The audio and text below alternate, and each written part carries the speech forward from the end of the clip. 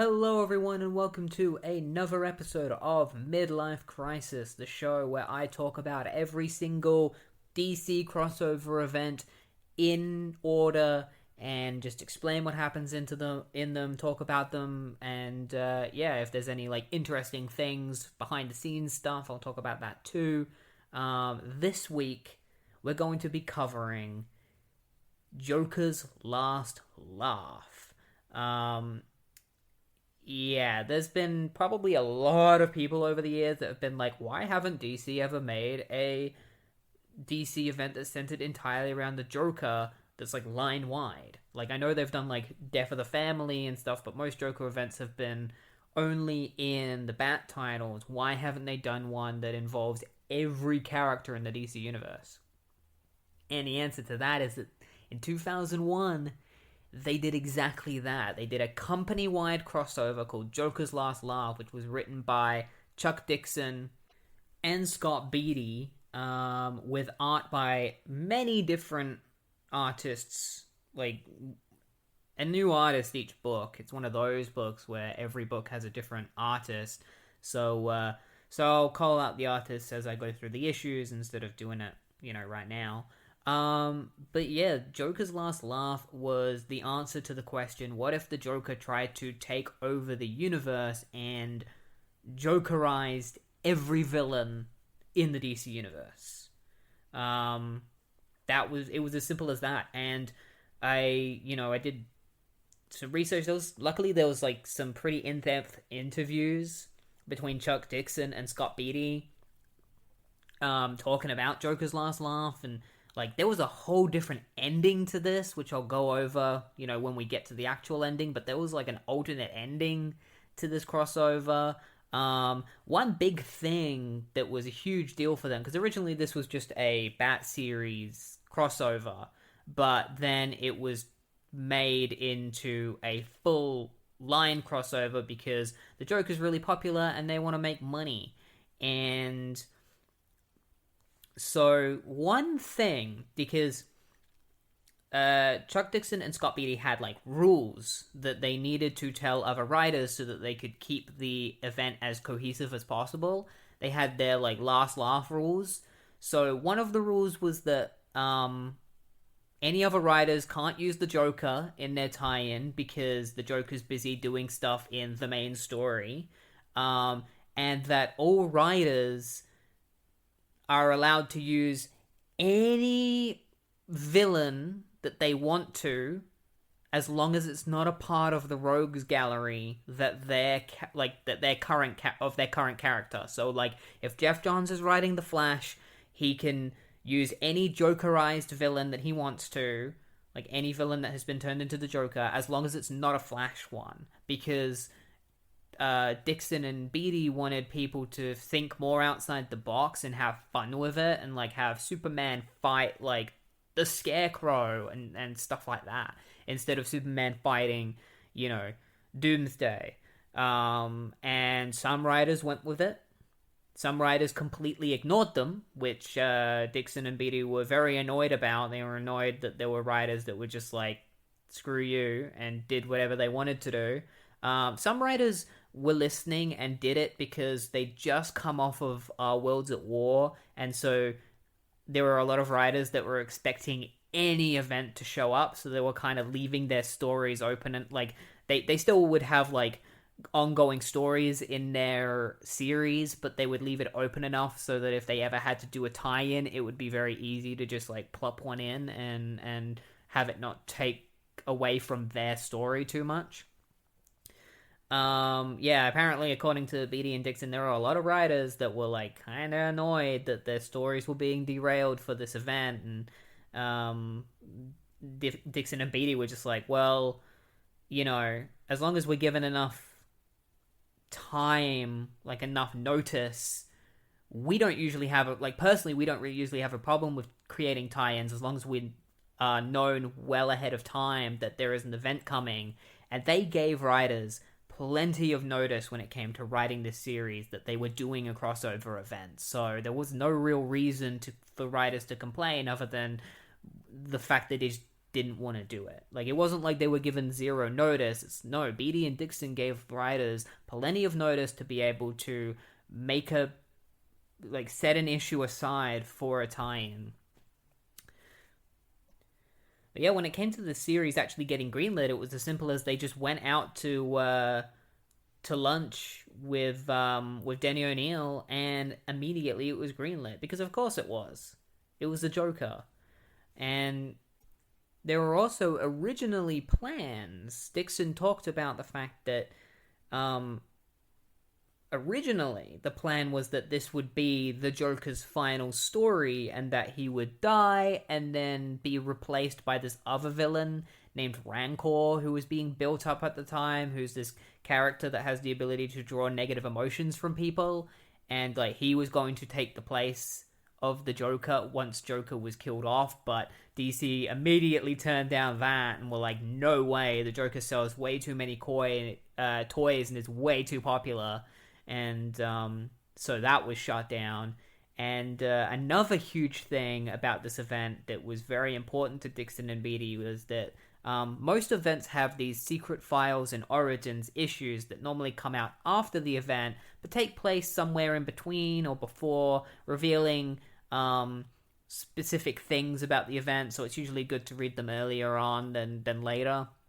And with Last Laugh, Dixon and Beattie wanted the Secret Files and Origins issue to come out first, because they wanted it to tie, like, it was going to tie heavily into the event, and they wanted it to be like, you need to read this if you want to understand the story, because this is the first chapter of the event. And DC, the editor at the time, who they didn't name, turned to them and just said, no. Because it already feels like we're selling out enough already just doing this event. We don't want to look like total sellouts by making this one shot crucial to the story. And Dixon was just like, but that's what we do. We're a company. We try to make money. Like, that's the whole goal, is making money. Because he wanted to put on the cover that, like, you know, that it was crucial to read Secret Files and Origins, or like that the story starts here, stuff like that on the cover, to make people read it first. And it does take place early on in the event. You just wouldn't know that because DC didn't want to promote it that way. There's also some art-related stuff that, like, these shifting art styles for each, like, the shifting art teams for each issue did cause problems behind the scenes, because apparently, continuity-wise, it was a nightmare making sure all artists kept things in line, like character designs and things like that, like, weren't too different over the course of the series, because sometimes a different artist interpretation can change the stories in ways that aren't supposed to be. And in one particular case, there was the final cover of this event, because the final cover of this event it's not really a spoiler, because there's many covers of Batman holding the Joker, but the final cover of this event has Batman holding the Joker by the scruff of his neck, as if he's, like, beaten the crap out of him, because the Joker's, like, bloodied and bruised. And originally, that cover had him, like, missing an ear and, like, a lot more blood, and they had to dial it back. And then Dixon was saying how it's funny how, like, they were called out for being too edgy back then, and, like, they were having too much violence on the cover, but, like, later on, you know, the Joker was, like, cutting his own face off and cutting off Alfred's hand, and he's like, and we were called edgy back then, but, like, now the Joker is, like, way worse, and there's a lot more violence in Batman comics than back then. Like, what wasn't okay back then was probably have been okay now, especially if, you know, Joker's just missing an ear. So I thought that was funny. I was like, I don't often agree with Chuck Dixon, especially with his politics and stuff, but I would have to agree with Dixon there that, like, that is funny how, like, back then they weren't able to get away with like the Joker missing an ear on a cover, and but like in 2011 or 2013 or whatever, they were able to get away with the Joker having his face cut off and stitched back on. But yeah, there's some more behind the scenes stuff, but like I said, it's to do with the ending, so I'd rather not talk about it until we get to the end of the event. So let's get straight into Joker's Last Laugh. But before we do, please like and subscribe, and yeah, comment below about about the event and what you think of it. And let's get straight into it. So, issue 1 of Joker's Last Laugh, written by Chuck Dixon and Scott Beatty, with art by Pete Woods and Andrew Papoy. The issue begins with some of our, so there are a few protagonists in this. 2 of our central protagonists of this event will be Barbara Gordon and Dick Grayson. At this point in time, they are dating, and Dick is worried that Barbara is getting way too into her work and that she needs days, even if it's just a couple of hours, where she can just take a break from, watching supervillains, especially the Joker. Like, Barbara is obsessed with keeping her eye on the Joker, for good reason, because the Joker was the reason she ended up in a wheelchair, shot her through the spine. We all know that story.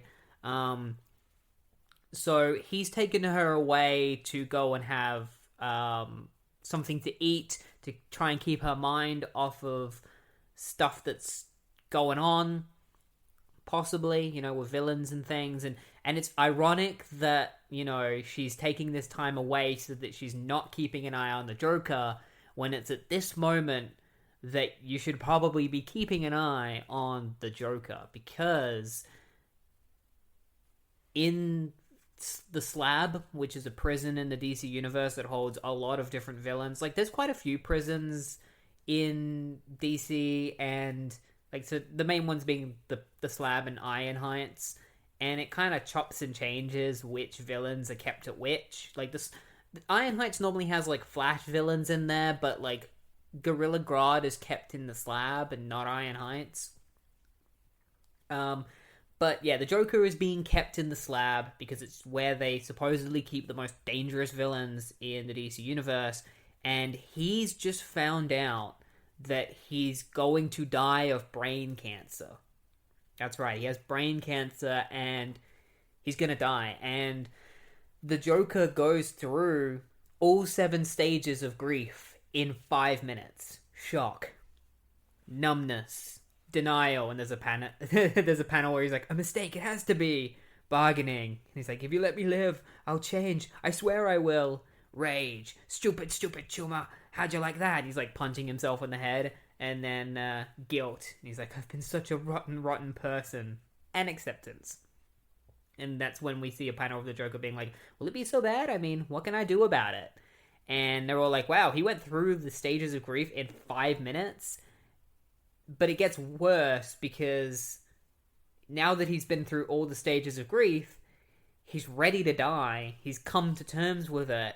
And that means that the Joker is just going to escape from prison and go on one last hurrah to destroy as many cities and kill as many people as he can. He just immediately decides to do that. He's found out he's gonna die, and already he's breaking out of the Slab. So he just starts a riot.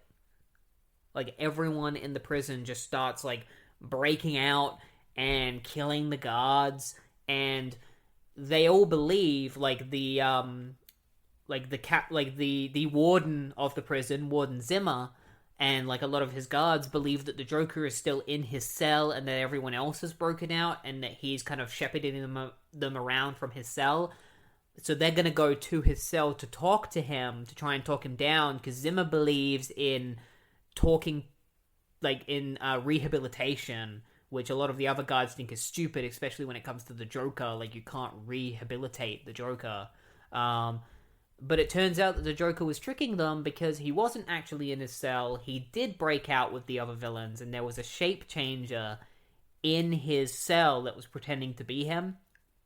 So meanwhile, he's been just in the cafeteria killing guards alongside all the other villains escaping from the prison.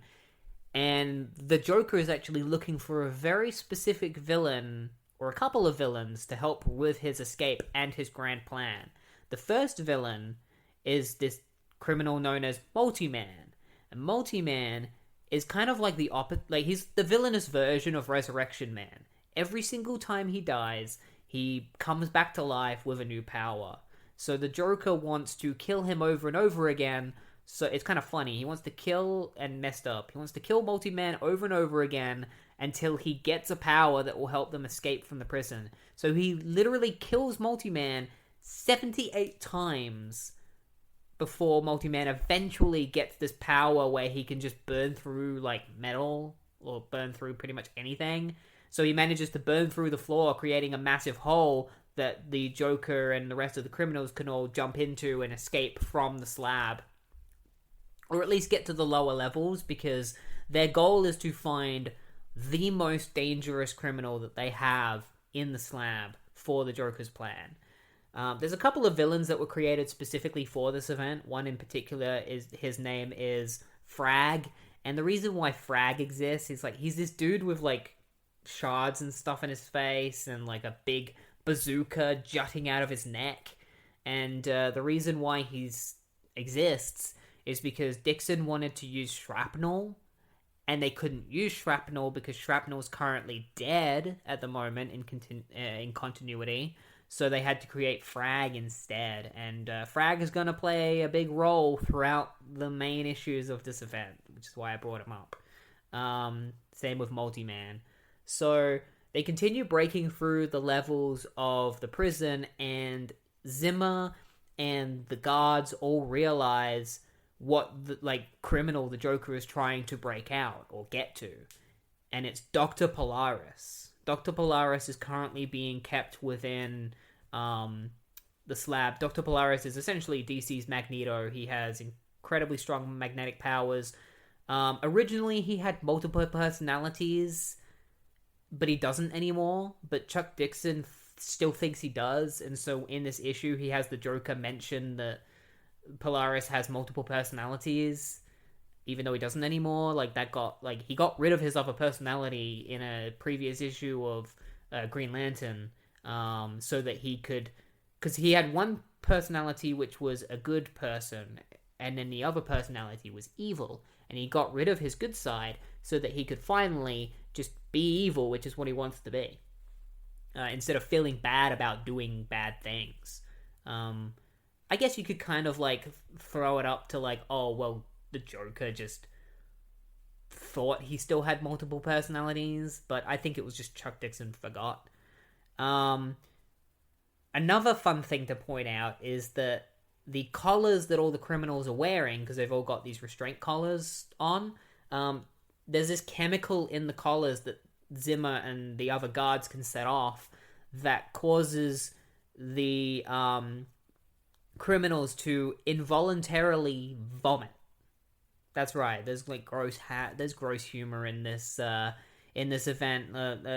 For most of this issue, a lot of the criminals are all vomiting constantly, uncontrollably. A couple of other protagonists in this event that we get introduced to, I mean, they're not new, but they're in this event, are Ted Kord, the Blue Beetle, and Dinah Lance, the Black Canary. Because she goes to Barbara's house to go find her, and when she gets there, she sees that Barbara's not there, and she goes into Barbara's computer room, and she sees on all of Barbara's computer screens, because she's got them set up so that she can see literally everything that's going on, and she sees what's going on at the slab and the Joker breaking out. So she heads to the slab with Ted. I don't know why she picks Ted specifically. I guess Chuck Dixon just wanted to pick Ted Kord. I'm not complaining. I like Ted Kord, so whenever he's doing something in an event, I'm happy. So she gets taken to the slab by Ted and decides to go into the slab by herself. And Ted is like, if anything happens, let me know and I'll come in and help you. And so Black Canary goes through the slab and starts making her way through it. investigating what's going on. She sees like the dead bodies of a lot of guards. There's a really fun moment where the Joker is saying that like it's almost time for like the grand plan, like for my grand plan to be, set off. And on his wrist, he's got like a watch that's drawn onto his arm instead of an actual watch. He's like looking at his fake watch on his wrist. It's pretty funny. Yeah, so she makes her way through the slab, and at the same time that like the Joker and his crew of criminals finds Dr. Polaris. And it's actually I forgot to mention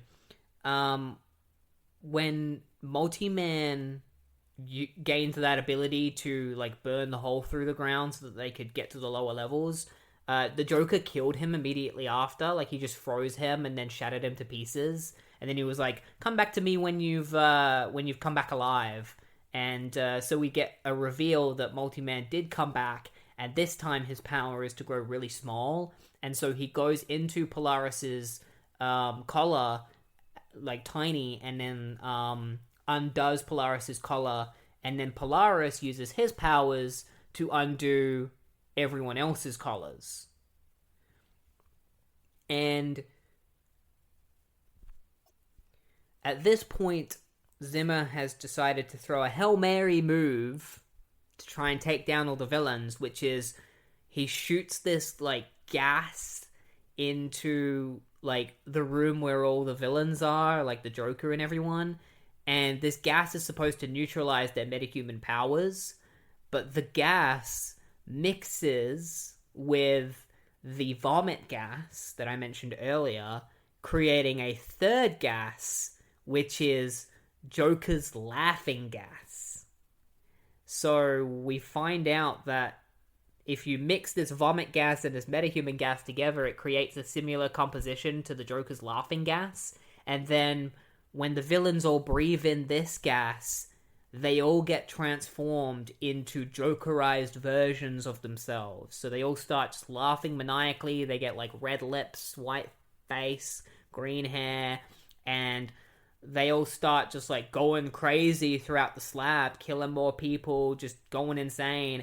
And that's when they come across Black Canary, and they all surround her, and they're just like, "Ooh, what's this pretty lady doing here? Let's have some fun with her." And so we're left on that little cliffhanger of like, oh crap, like Black Canary's in deep trouble right now. And meanwhile, Dick and Barbara have a huge conversation about how like Babs wants to kill the Joker. She wants to get revenge for what the Joker has done to her and done to lots of other people. And she's like, why don't we just kill him? And Dick is like, we can't. Because revenge is bad. And we can't take that step. We can't kill. And Babs is just like, but I want to. And I feel like we should, because the Joker is going to do something. One day the Joker is going to do something so bad that we wished we would have put him into the ground a long time ago. And so eventually Dick brings Babs back to her house, where she hears the alarms going off in her room. And so she enters her room where like her computers are and stuff. And that's when she sees what's currently going on at the slab. And her and Dick are like, oh crap, the Joker has escaped and he has done something insane. He has turned all of these villains into Jokerized versions of themselves. And another thing is that like the guards in the slab do mention that they have a mother box with them so that they can get out of the slab if they need to. I'm guessing that the mother box will play a role in the story. I don't know why else Chuck would mention it existing. But yeah, that's actually the first issue of Joker's Last Laugh. We end with the villains all becoming Jokerized, surrounding Black Canary, ready to try and torture her. Babs and Dick find out what's going on, and all of the guards realize that they're stuck in the slab with these Jokerized villains with no help on the outside. And there is one final shot of Batman with a pair of binoculars across the seas, seeing what's currently going on at the slab, so we know that he's about to take action. So we're going to have to find out what happens next in Joker's Last Laugh, issue 2. So, issue 2 is done, like, the art is done by Marcos Martin and Mark Farmer and Alvaro Lopez. So, Barbara Gordon sees what's currently going on in the slab. She sees Black Canary being attacked and, like, tortured by the Joker and his crew, and she sees that Black Canary threw, like, a little... Dinah, like, threw a little, sonic grenade, and then one of Green Lantern's villains, Sonar, eats the grenade, and it gives her just enough time to get away, and so they continue chasing after Black Canary, and Joker turns to the camera and says that he's got a grand, like, some huge thing is going to happen to the slab. They're being kind of mysterious around what's happening, but Barbara is watching it, and she's like, I feel terrible, I feel like crap. You know, this is what happens when you don't watch the Joker. When I'm not watching the Joker and I turn my head for 1 second, this happens. And Dick is constantly trying to make her feel better. Dick is like, don't blame yourself. And Babs is like, I have to blame myself, because if I didn't let you talk me into taking time off, this wouldn't have happened, because I would have been watching the Joker like an eagle, which is what I need to do. I can't look away from him. And Nightwing is like, well, I'm going to go into the slab, you can relax, and I'm going to make sure that, like, I'm going to help you fix this. I'm going to do everything I can to try and fix this. So Nightwing heads to the slab to investigate what's going on at the slab and to save as many people as possible. Meanwhile, Babs realizes that the Joker has... So most of the criminals in the slab have become Jokerized, but not everyone has. There are a couple of, like, female characters, including, Livewire. So they've been kidnapped by the Joker because they didn't get Jokerized and they're not working with... They don't want to work with him, so he decides to do what the Joker would do, which is just kill them. So he drops them into... remember Chemo, the, like, guy from Our World's at War that's just this huge dude made out of acid? The Joker just drops them into Chemo's head, including Livewire, and as far as we know, all 3 of them are killed. So right now, we don't see Livewire actually die. We see her, like, in the acid, kind of, like, holding her throat as she sees, like, the skeletons of the 2 women that were with her. It's kind of messed up. So she might not be dead, but for now, Livewire is dead. Unless proven otherwise. And so another part of the prison that hasn't been affected by the Jokerized gas is the Aqua Block in the sub-level of the slab, which is where all these aquatic villains like Orca and King Shark are kept. And currently there are 2 remaining guards left alive. Their names are Shiloh and Dinah, and... Yeah, that's right, there's another Dinah in this event. Not Black Canary, a different character called Dinah. And they are trying to survive against King Shark and Orca and all of these other aquatic villains, and trying to figure out a way to escape from the slab. And another villain that's actually a part of this aquatic block is this villain named Slig. And he mentions how he used to have his own mother box, and when he breaks out of his cell, he finds another mother box, and he's just like, oh, I can use this to get revenge. And so he heads off, and we'll find out what Slig does in the Orion tie-in. Because apparently Slig comes from the Fourth World, or is related to Fourth World characters and the New Gods and stuff. Meanwhile, there's this character known as Black Mass.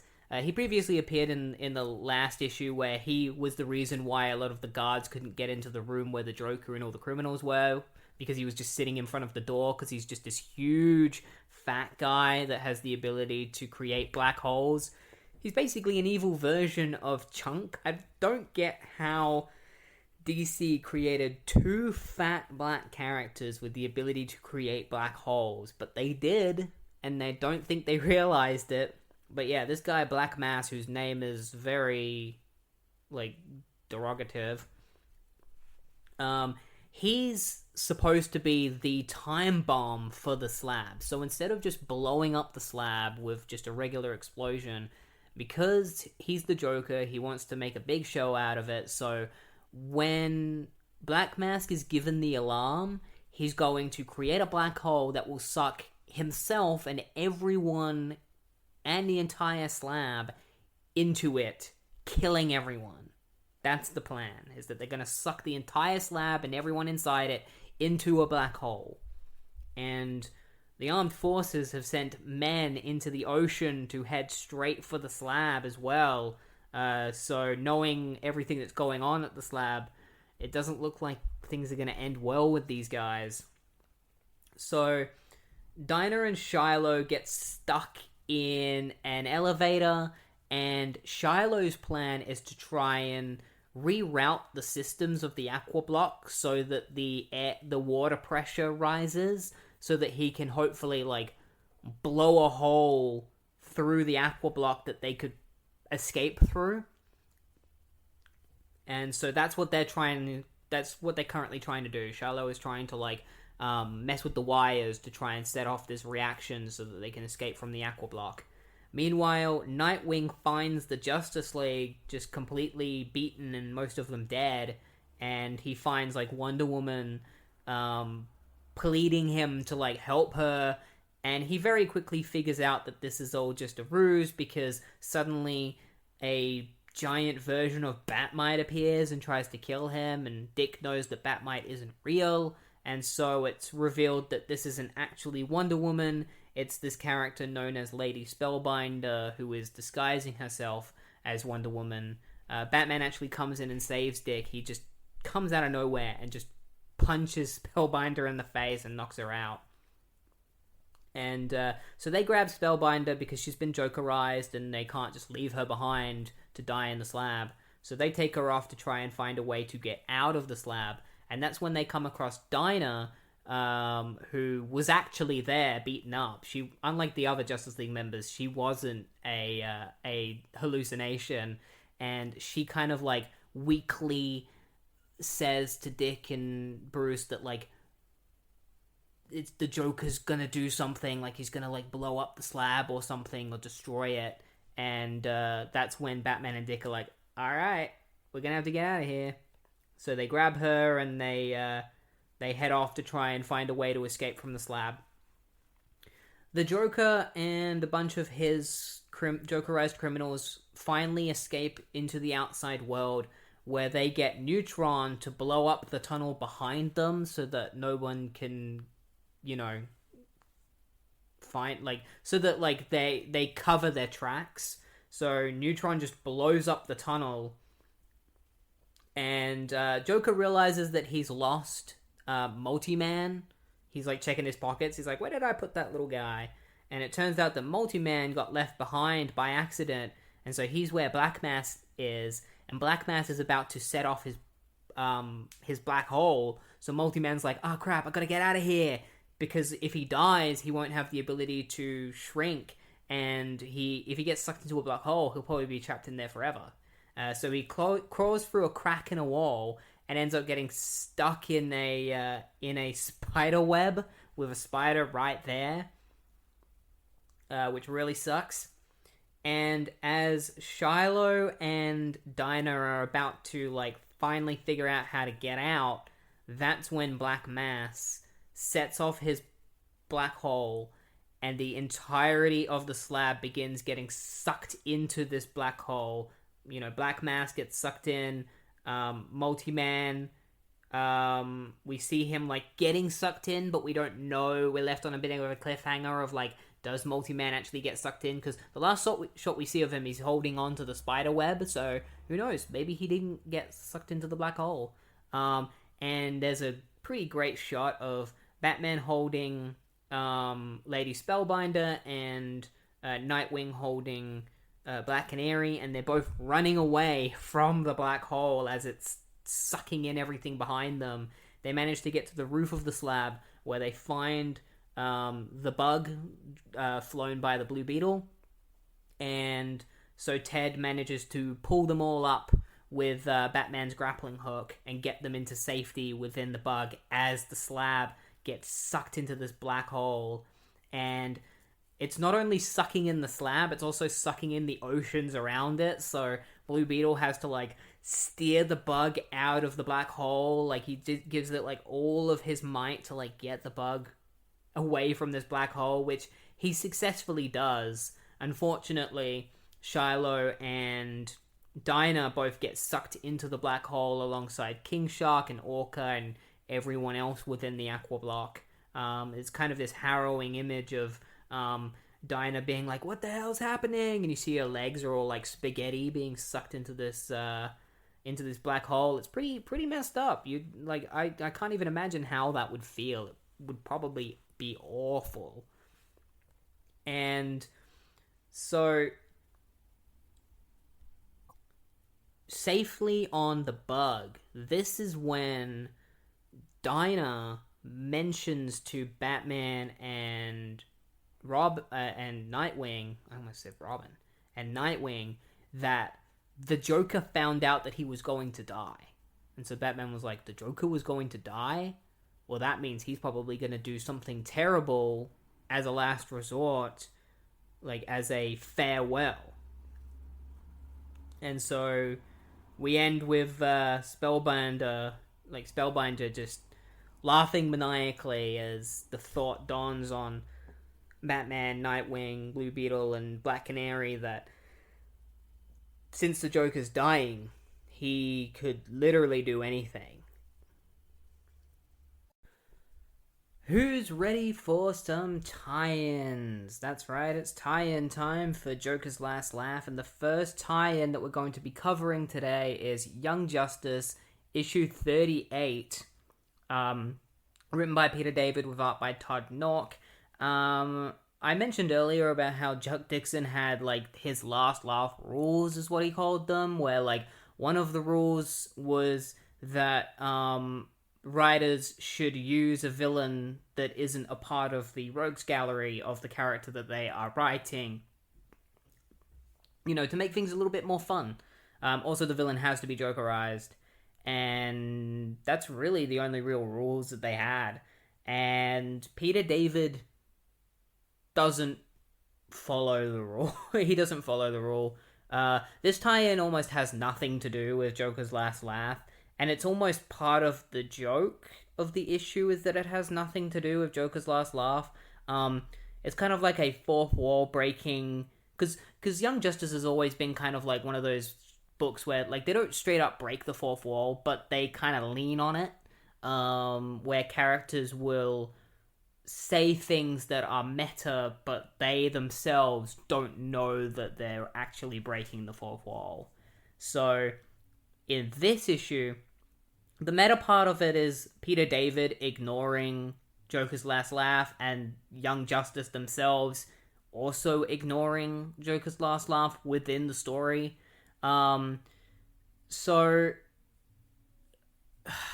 Peter David doesn't use a villain that isn't a member of Young Justice's rogues gallery. I mean, I guess you could argue maybe that they're not a part of the gallery, but I consider them a part of the rogues gallery because they have appeared in more than one issue of Young Justice as an antagonist. The villain I'm talking about is Match, who is the clone of Superboy. Match is Jokerized in this, which doesn't really make any sense because I don't think Match was in the Slab at the time. So not only did Peter pick a villain who was already a Young Justice villain because he had appeared in a few issues before this, but also he picked a villain who would probably have been one of the villains in the DC universe that wouldn't have become Jokerized because he wouldn't have been there. But maybe let's just assume for the story's sake that Match was in the Slab for some reason. I guess he is a clone of Superboy, so it would make sense that they would send him to the Slab because that's where all the dangerous villains go.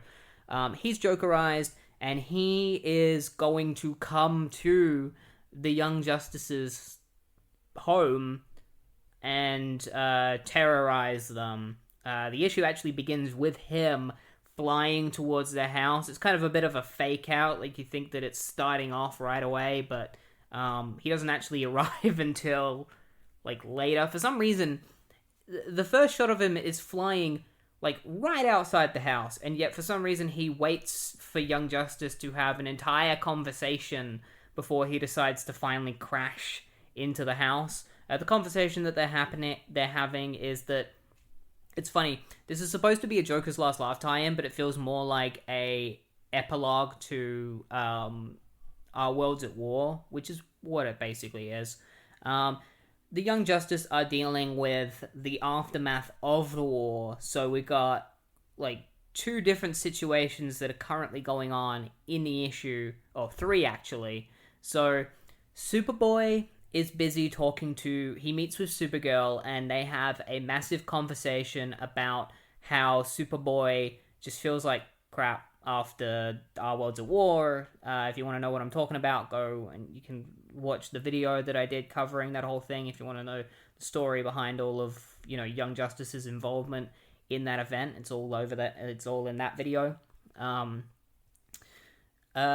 then the rest of the Young Justice members are arguing over Tim Drake and Bart Allen leaving Young Justice. They've decided that they want to leave because Bart wants to leave because he saw a clone of himself. Like it wasn't an actual clone, but it was like a speed clone that he created of himself that died, and it traumatized him, and he's afraid of death, and so he doesn't want to be a part of Young Justice anymore. And he tries to get Sissy to back him up because Sissy quit being Arrowette. But Sissy was like, that's not the same situation. I quit being Arrowette because I couldn't deal with my dark side, which is, the side of me that might give in to killing people if I continue being Arrowette. So I don't want to give in to those tendencies. So that's why I quit. But when it comes to death, I'm not afraid of death. Death isn't the reason why I quit. I don't think death is a very good reason to quit being a superhero. And Bart is like, well, you didn't actually see a version of yourself die, so you don't know how it feels. And then Tim leaves because he's normally the leader of the team, but he wants to leave because nobody trusts him because he's the sidekick of Batman. And because he's partners with Batman, people don't trust him. And he hates being the leader of the team that no one trusts, and so he wants to leave. He still loves them all dearly, and they're all his friends, but he's just like, I can't be the leader of a team who refuses to trust me just because I'm partners with Batman, and that they can't just trust me because I'm their friend. And so Tim and Bart just straight up leave the team. And the other thing that's going on is that Empress, another member of Young Justice, goes and visits Lobo, who's currently having a lot of struggles of his own. Or it's not actually Lobo. It was originally believed that it was a teenage version of Lobo that had come from the past to the present and then became a member of Young Justice.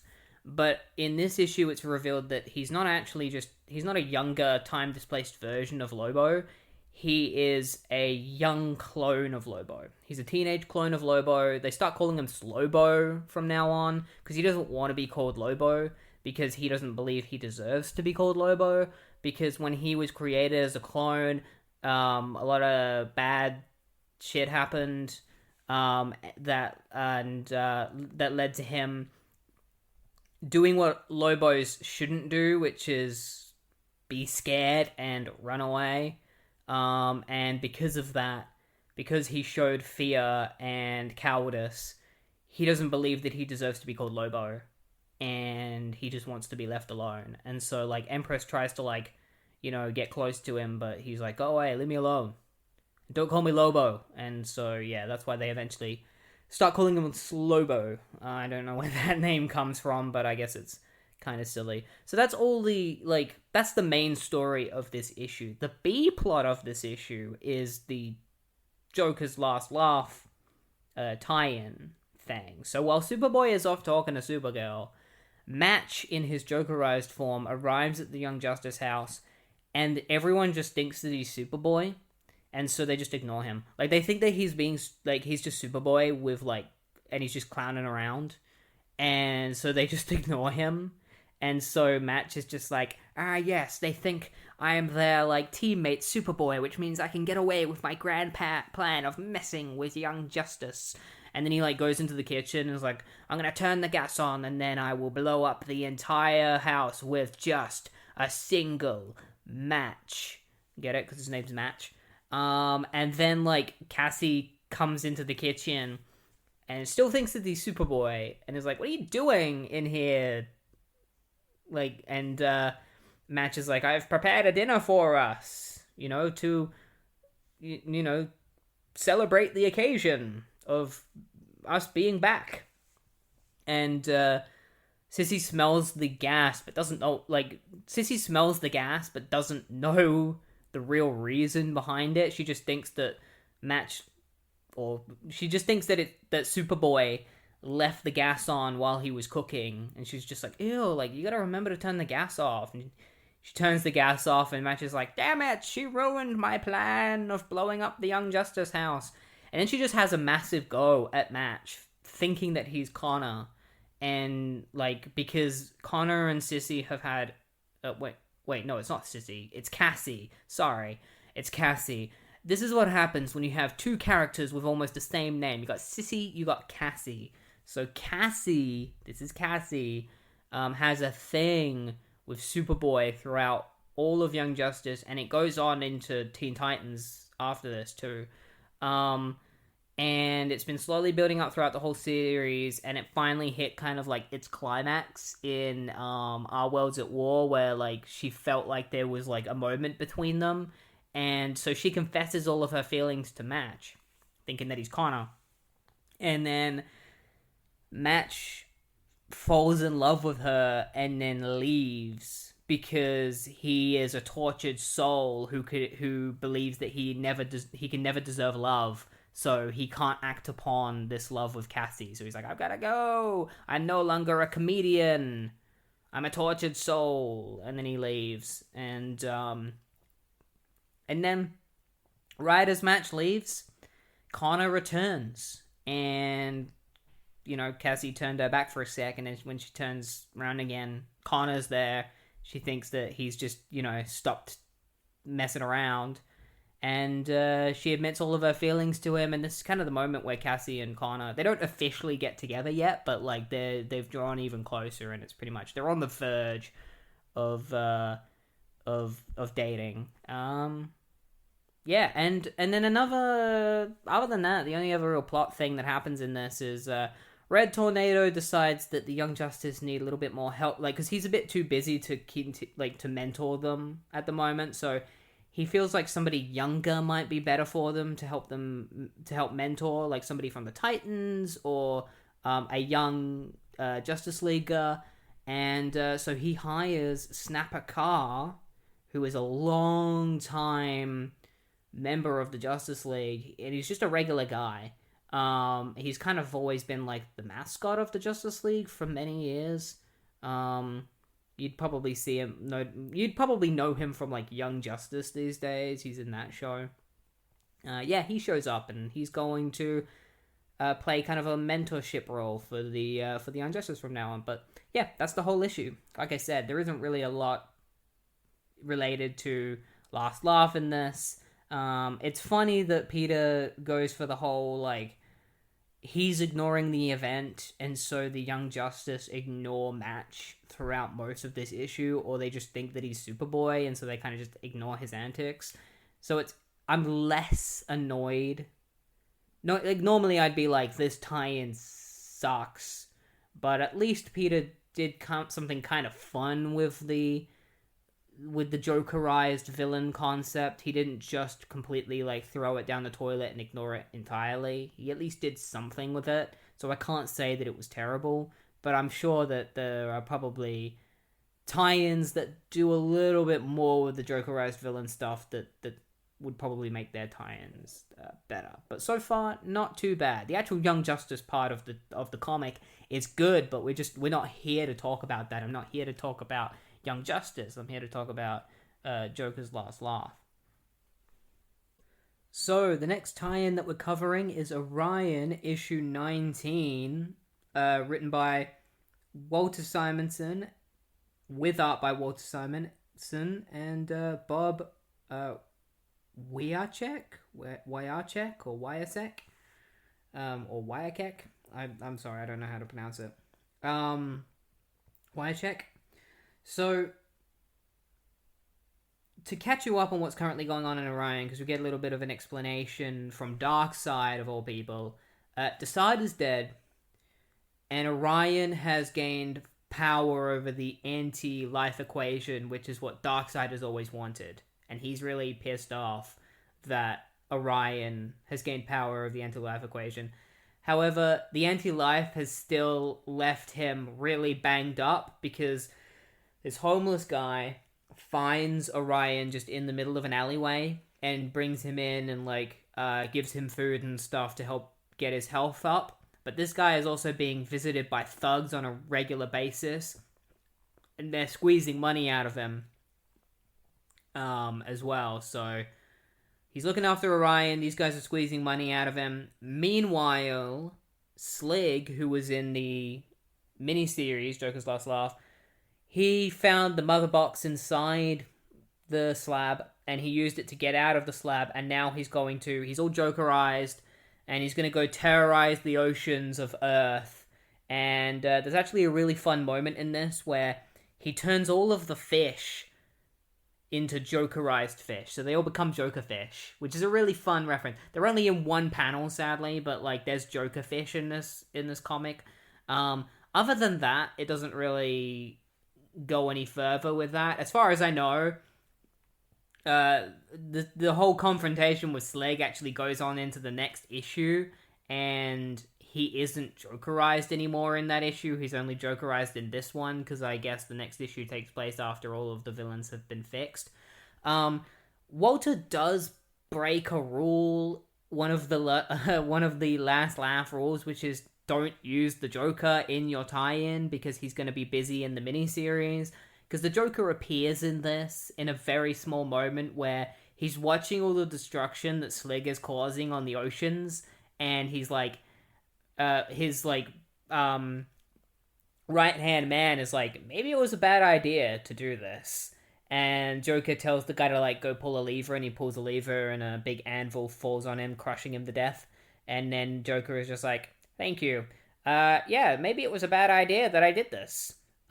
Which completely goes against Joker's whole plan in the miniseries and his whole characterization, which is he does not regret doing this because he's going to die and he has nothing left to regret. Why would he regret Slig attacking the oceans of the Earth when he's not even going to live long enough to see what happens after anyway? Why would he care? So yeah, the Slig starts terrorizing the entire world. He takes control of this giant leviathan that attacks ships. And meanwhile, the two thugs that have been trying to squeeze money out of this homeless guy, they come back, and Orion just kicks the crap out of them because this guy helped him. And then the guy tells Orion that this monster's terrorizing the world's oceans. And so Orion goes off to go and deal with Slig, and that's actually the whole tie-in. We don't actually get to see the confrontation with Slig in this issue. It happens in the next issue, but unfortunately the next issue isn't a Joker's Last Laugh tie-in, it's just a regular issue of Orion, so we're not going to be able to do it. We're not doing it. Or at least I refuse to. This isn't an Orion, this isn't an Orion video. I did the tie-in, Joker's Last Laugh.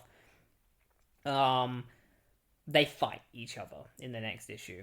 But one thing I can say about this issue that I like is I really like the art. It's I wouldn't say it's exactly like Jack Kirby's art, but it's definitely kind of like it. I feel like Walter Simonson, I don't know if he actually did it on purpose, but kind of made the series a bit like have that Jack Kirby feeling to it while still being its own thing, like still having its own art. Um, but maybe also that might just be his art. Like his art might just be like Jack Kirby-esque, and that's why he was perfect as the artist for this Orion series, because Jack Kirby created Orion and not only just wrote him but also created his design. But yeah, that's that tie-in over and done with. So the next tie-in that we're going to be talking about, Azrael issue 83, written by Dennis O'Neil with art by Sergio Cariello and James Pascoe. This issue does feature the Joker in it, but I feel like Denny got away with it by having the beginning of the comic take place in Slab during the event. So, like, the Joker has a conversation with the villain of this issue, whose name is Lily, who is a character from Azrael. I'm not going to go into it, but if you want to learn more about her, go check out Denny O'Neil's Azrael series. 100 issues straight, he wrote. So yeah, the Joker is talking to this Lily who showed up at the Slab. Apparently they had a bit of a conversation during the whole escaping out of the Slab situation. The Joker told her to go wait in another room for like 90 seconds because he had this grand plan that was going to go on. And so while she was waiting, she became Jokerized and then decided to head off and figure out what being evil means, because throughout this whole issue, her whole thing is that, like, she knows that she's Jokerized, and she knows that she's supposed to feel evil, but on the inside, she doesn't feel evil, and so she's trying to, like, figure out if she's actually evil or not. And so she goes and visits this guy, whose name's Brian Tompkins, and she asks him, what is being evil? Like, how would she know if she was evil? And he said stuff to her like, well, if you were harming people, like, say if you were to, like, burn down, like, an old folks home or something, then I think that's how you would consider yourself evil. Like, if you were okay with doing something like that or harming somebody. And she's like, burning down an old folks home. That doesn't sound like too bad of an idea. Maybe I should do that to figure out if I'm really evil or not. So she heads off to go and start that plan. Meanwhile, Azrael, John Paul Valley, deals with a couple of guys that are trying to get money out of... Like, there's this dude that, like, his job is to just do deliveries and things, and he has, like, a family and kids, and he gets holed up by these two guys who want to steal his money, and Azrael comes in and he kicks their ass, and then heads back to his, like, little Azrael cave, where he gets a call from Tompkins, who tells him about how Lily came and saw her, and that she went to an old folks home, and what she did was she gave the owner of the old folks home money, like she donated a bunch of money to them, and then told them to make sure that everyone is inside the home because they're going to do some carpentry on the outside. The obvious thing is that they're going to board it up from the outside and try and burn everyone alive inside the old folks home. It's pretty messed up. So Azrael decides to go to the old folks home to try and stop them. Lily is also disguised as Azrael. She puts the costume on because it's to help her test even more whether or not she's actually evil, because she believes that if she wears the costume of someone who tends to do heroic things, it might help test whether or not she's evil. That's her logic. So yeah, they start boarding up the outside of the old folks' home, and Azrael shows up and tackles one of the massive guards outside of the home. And they finish boarding up the place, and so they just got to light the matches and set the building on fire. And it turns out that Lily forgot the matches, but luckily one of the carpenters, remembered the matches, and so he lights a match and he throws it at the building, sets the whole building on fire. So Azrael quickly fights his way through the guys, and bashes his way through the door, grabs a fire extinguisher to start putting out the fire. And so, they're just like, oh, he's gonna ruin it, let's get him. And Lily's like, no, wait, I order you to wait. And so they all start attacking Azrael, and he kicks him around, and he drops the fire extinguisher. And so Lily actually grabs the fire extinguisher and hands it to him so that he can put out the rest of the fire. And he says to Lily, he's like, Brian told me you wanted to learn if you were evil. I'd like you to ask yourself a couple of questions. Would a genuinely evil woman have forgotten the matches, and would a genuinely evil woman have handed me the fire extinguisher? And as Azrael moves the fire extinguisher away from Lily's face, and like the fumes from the fire extinguisher disperse, she slowly goes from Jokerized to normal, and then she's just like, I don't know. And that's where it ends.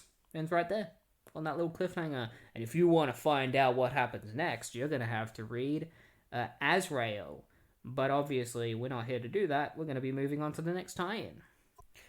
Okay, so the next time we're talking about is Superman issue 175, written by Jeff Loeb, with art by Ed McGuinness. And the funny thing about this issue is that it's a Superman, like, it's supposed to be like a sequel to Death of Superman, because this is the 100th issue since Death of Superman happened. And it's pretending to be a Joker's Last Laugh tie-in. It's called Doomsday Rex. So, like, you look at, like, the cover is straight up lying to the viewer. You look at the cover, you see Doomsday, and then you see, like, green hair behind him. So you're like, oh, it's like Doomsday but Jokerized. So he's gonna get, like, green hair and stuff. And he's gonna be called Doomsday Rex. And then the issue begins with the Joker breaking into the Pentagon, because I guess he just did that after he escaped from the Slab. Another example of a writer kind of going against what Dixon wanted, and so I guess we're just going to have to be like, well, after he escaped the Slab, at some point, he took a quick trip to the Pentagon to release Doomsday. He enters the Pentagon, and he finds Doomsday's test tube that he's in. But you're probably wondering, hey, didn't Doomsday die in Our Worlds at War? Yeah, he did, and but he's back. We're not really going to explain why he's back. Superman asks him why he's back, and we don't get an answer. There's no answer to why Doomsday's back. He just is.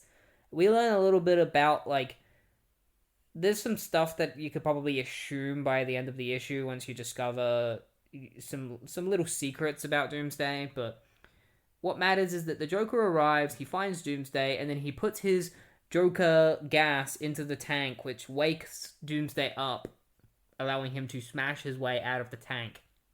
Now, you'd think that this is where, oh, he would become Jokerized, because the Joker put his gas into the tank. But no, it doesn't do anything to Doomsday. He's exactly the same. He looks exactly the same. He just looks like Doomsday drawn by Ed McGuinness, which is awesome.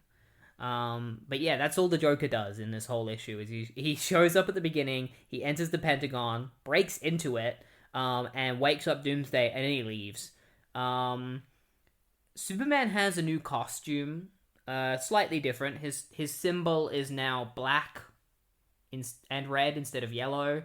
The reason being, I'm pretty sure it's supposed to symbolize, like, all the lives that were lost during Our Worlds at War, so he decided to go with, like, the black symbol for a while as remembrance to that. And also it's a reference to the black and red symbol from Death of Superman, so it's like a bit of both. There's a story reason for him wearing it, but also it's a reference to Death of Superman. So Lex Luthor is announcing to everyone, like, that they're going to be moving on after the tragedies of the war. Superman arrives and he's like, hey, great costume, Superman, want to show us? And Superman's just like, screw you, and leaves. He doesn't say anything, but he's like, see ya. He's probably thinking that. He's like, screw you, Lex. And then Doomsday shows up and just smashes open the fence. I guess there's a little bit of a Jokerization about, like, his outer outfit. Like, Doomsday himself looks exactly the same, but his outfit is green and purple now, so I guess that's supposed to be, like, the most Joker that you're gonna get in this. Because Joker was just kind of, like, thrown into this issue with no care whatsoever. So Doomsday arrives and Superman hears him and immediately comes back to beat the crap out of him because Doomsday killed him. And so they have a massive fight, which ends up with them crashing into the White House. Doomsday has come to kill Lex Luthor because Lex was responsible for his death. So this is the same Doomsday, apparently. So it's assumed that, like, Lex Luthor grabbed his skeleton from space and brought him back and then fixed him, I would assume. They don't say that, but it's the only assumption I can come to. So yeah, they have a massive fight, and they, like, Superman is like, "Who are you?" And he, like, burns open, like, Doomsday's mask, revealing that it is Doomsday. Because up until now, he's been wearing that green leather suit. And he's like, "It's you, Doomsday! There's no way! You died in space. How are you back? That's impossible." They end up in this other room, like a small room that gets lit up green. It's not kryptonite, but it's the closest thing that Lex Luthor has created to synthetic kryptonite. And it allows him to hurt both Superman and Doomsday, because Lex Luthor is willing to kill Superman if it means stopping Doomsday from getting to him and killing him. Superman calls for help from John, because he's, like, John Johns, Martian Manhunter, because he's currently weakened by this fake kryptonite that Lex has created. So Martian Manhunter shows up and starts fighting Doomsday and actually gets into his head, and Doomsday's just like, "Get out of my head!" And so they have a big fight, but Doomsday very quickly overpowers Martian Manhunter. Black Lightning is also working at the White House, so he kind of helps jolt Superman's... Because Superman gets so sick from this fake kryptonite that it almost kills him. And so Black Lightning has to, like, jolt his heart back up again, Jefferson Pierce. So he does that. Superman wakes up. And meanwhile, on the news, Jonathan Kent, who is currently away from his family because after our Worlds at War, some stuff happened in Superman comics. Jonathan Kent lost his memory and just went away. And so he sees on the news what's currently going on with Doomsday and Clark, and it jogs his memory, and he remembers who he is, and he remembers his family. And so he heads back to the Kent farm to reunite with his son once Clark is finished with Doomsday.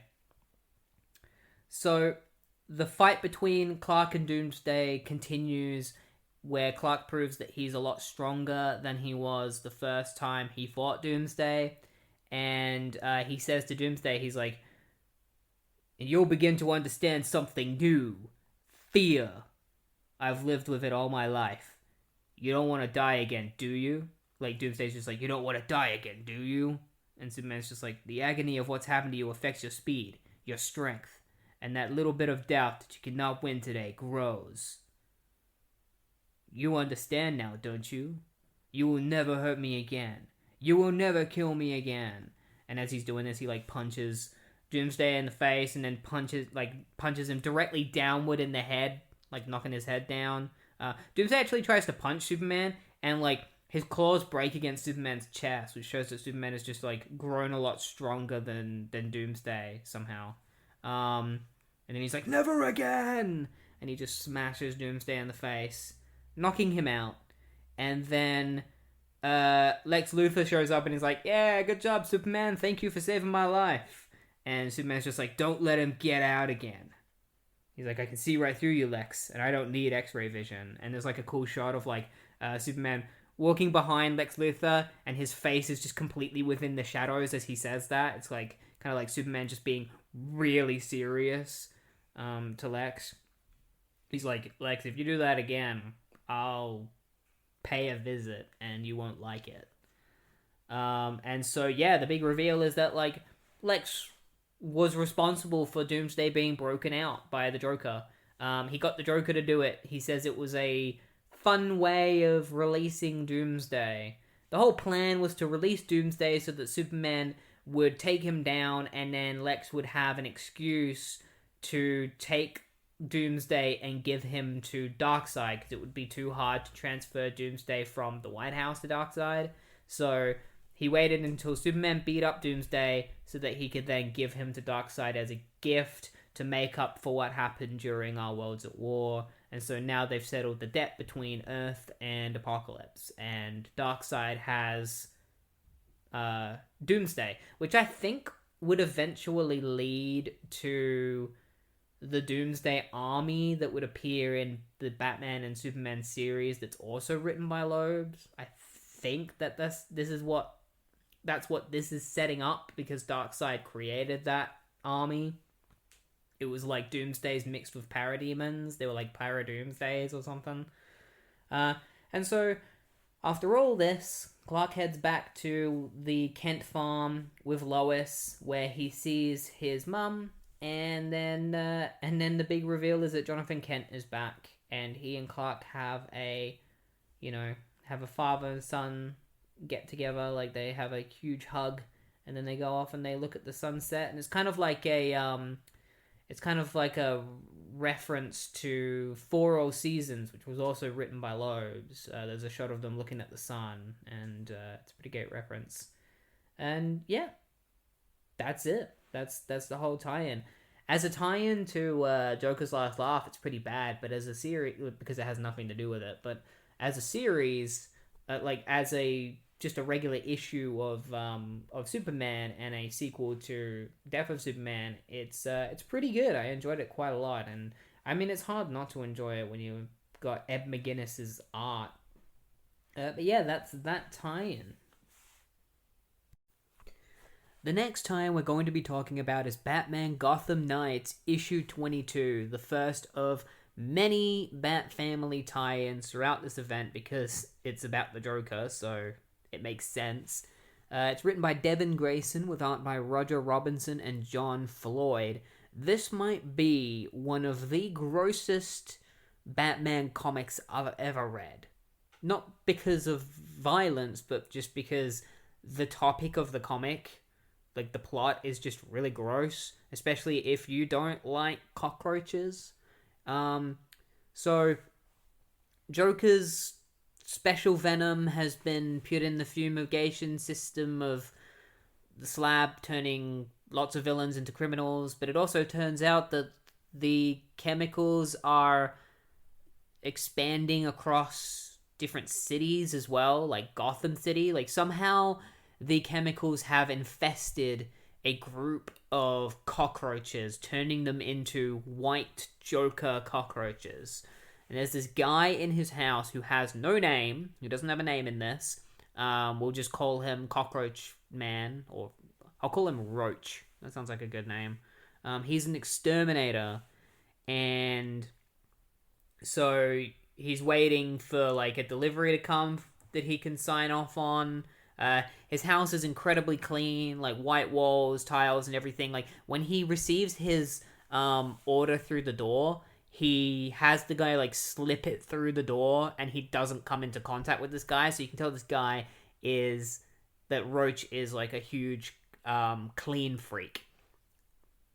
And this guy starts talking about the Joker, and like, he's just like, yeah, the Joker does so many terrible things, but can we really blame him when it has to do with like, he got infected by chemicals, and so like, maybe he's not really a bad guy, but it's just the chemicals that are making him do it. Like, all that kind of stuff he's talking about, while Roach is just completely ignoring him. He signs his thing, gives it back to the guy, and then gets back to work. He turns on like the sink to start cleaning some things, and that's when a bunch of cockroaches fall out of the grating above him, and they all just start like falling into his mouth and into his eyes, and he's just like, ah! It's really gross. Like, he's just got all these white cockroaches just like flying into his mouth and up his nose and stuff. And meanwhile, Batman is out patrolling the streets of Gotham looking for Jokerized villains and criminals so that he can beat the crap out of them.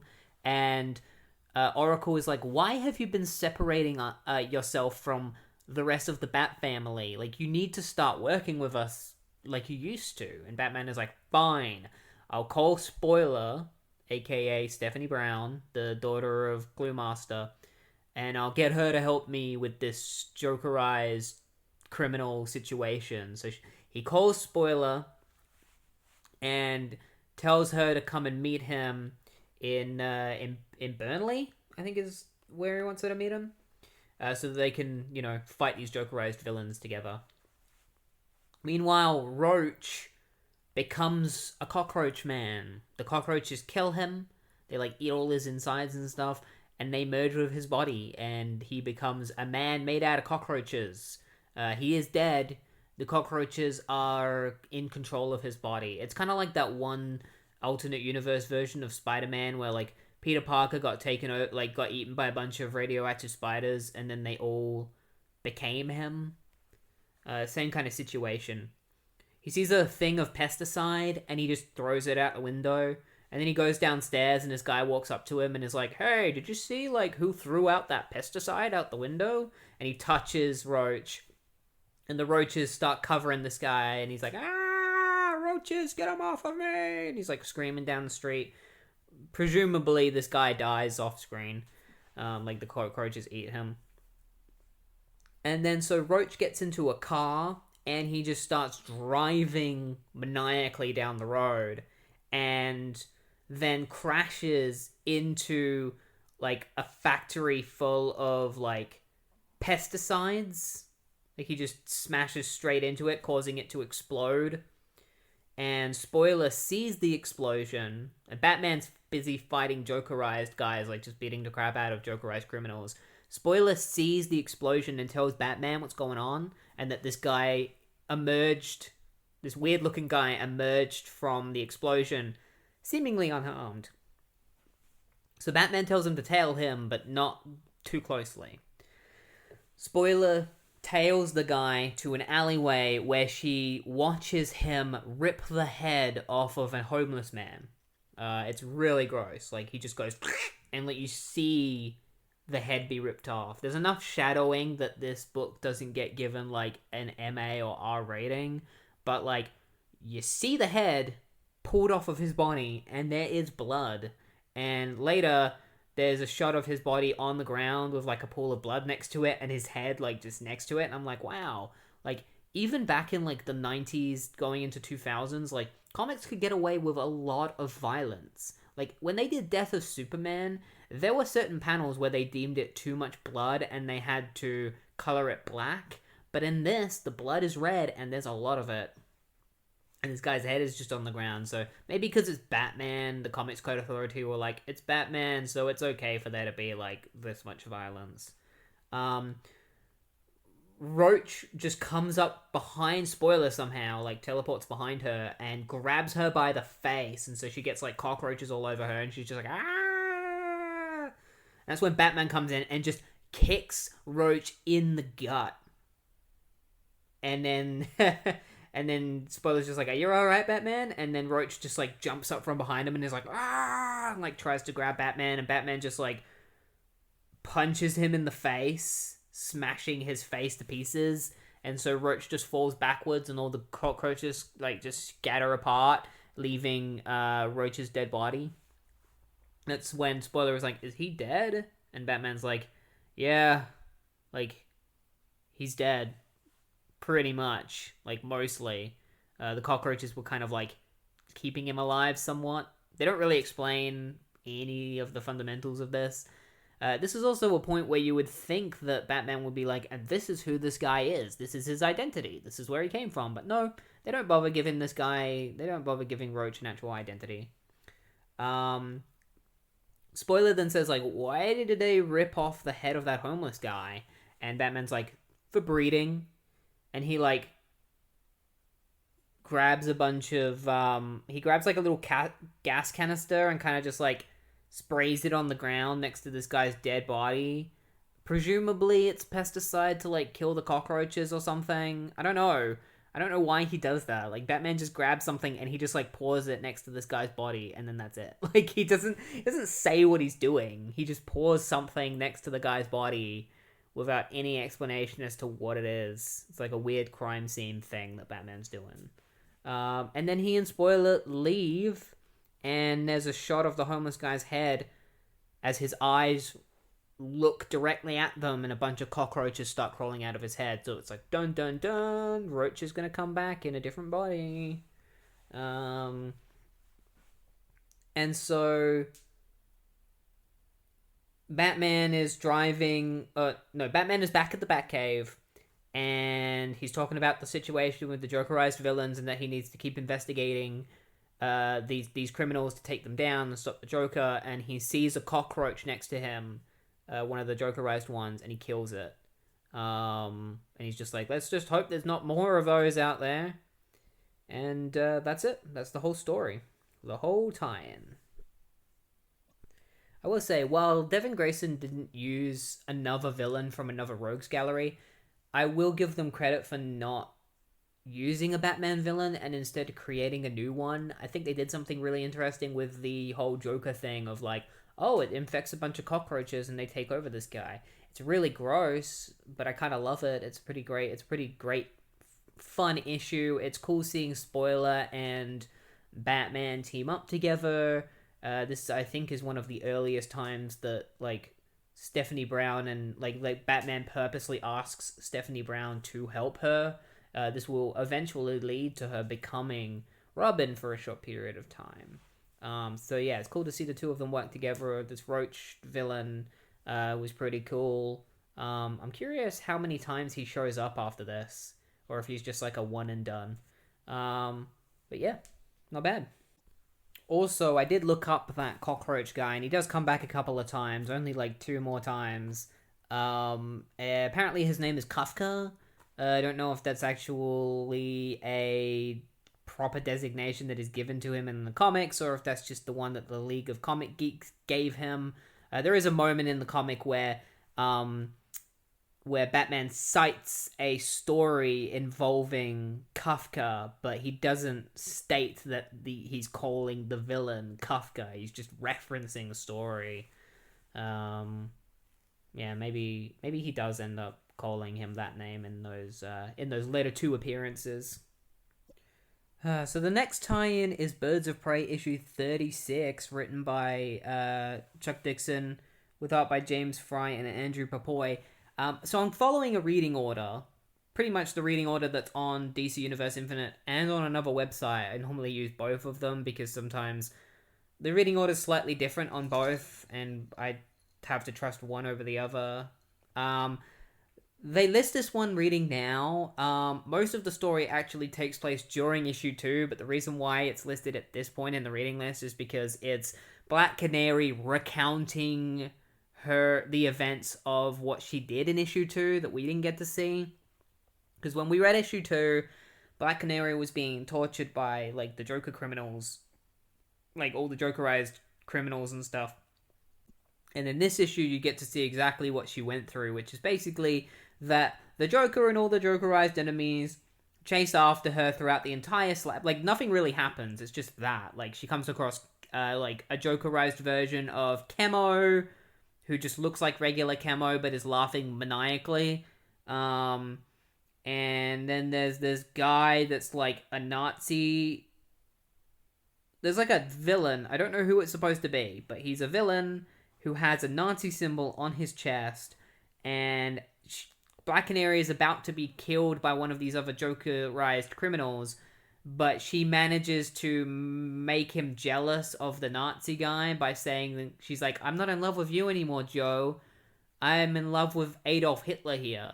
And that causes this guy to, like, punch this Nazi guy in the face.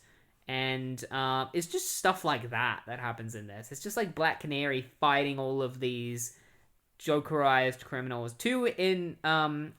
Two specific ones that get quite a bit of focus in this are Copperhead and Hellgramite, who like chase her throughout. Like, she manages to get away from all of them, but they manage to chase after her, like these two, because of their like sense of smell and stuff. So they're stalking her. And that's when she runs into this guy who is just has no name. This guy has no name. He's just a guy that works at the Slab, and he explains to Black Canary everything that's going on. So this is how Black Canary finds out about like the Joker was dying because he had cancer. Like, this guy tells her everything. And then Hellgramite kills the guy. Just like grabs him and bites his head off. It's really gross.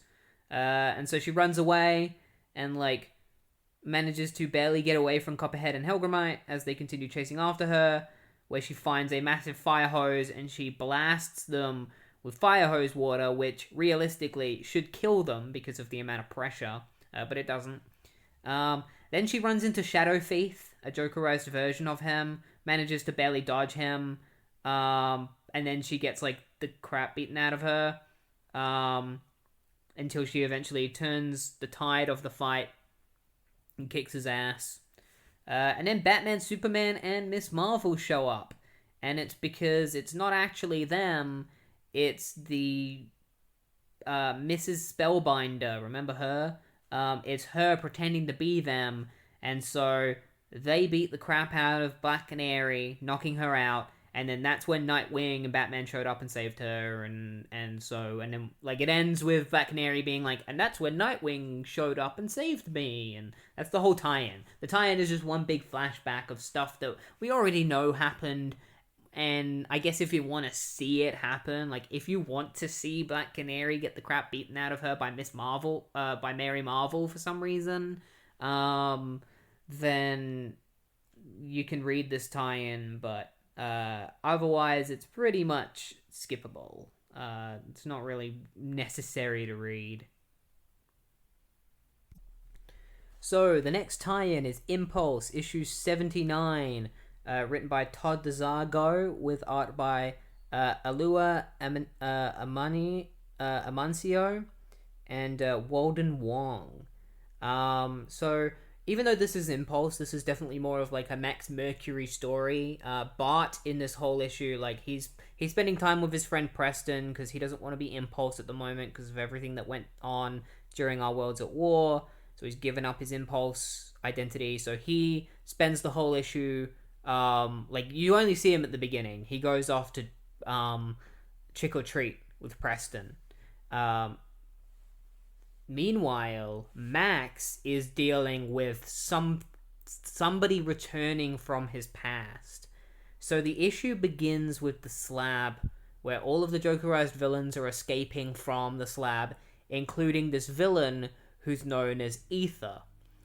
Ether was a villain from Max Mercury's past, specifically a man known as Clarence Shearson, who was trying to cure cancer by isolating the cancer cells, but in doing so, the experiment would, like, the other cells would end up being separated in trying to isolate the cancer cells. And so they were trying to shut down the experiment because they believed it wasn't going to work.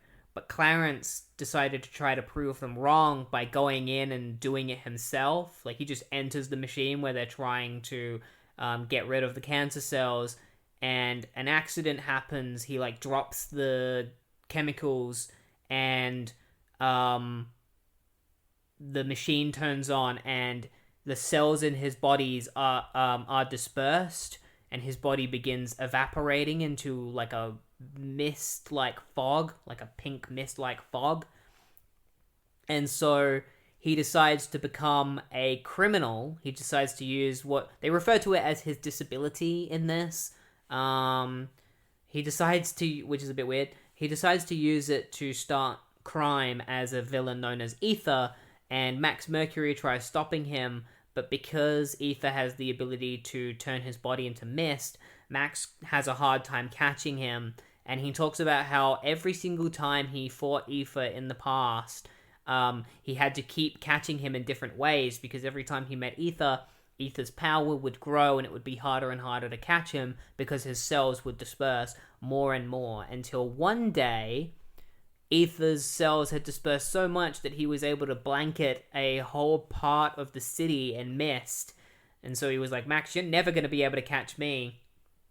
And Max was with Barry that time, and for some reason, because apparently Max and Barry knew each other, because he says Barry Allen, unless he means Wally West. He might mean Wally West, because this might have been during the time Wally... I don't know, because, like, Max met Wally when Wade took over writing, and Wade wasn't wearing Barry Allen's costume at that point. And Barry Allen and Max they didn't know each other, and it was never retconned in the Wade run that Max and Barry knew each other. Barry's still dead.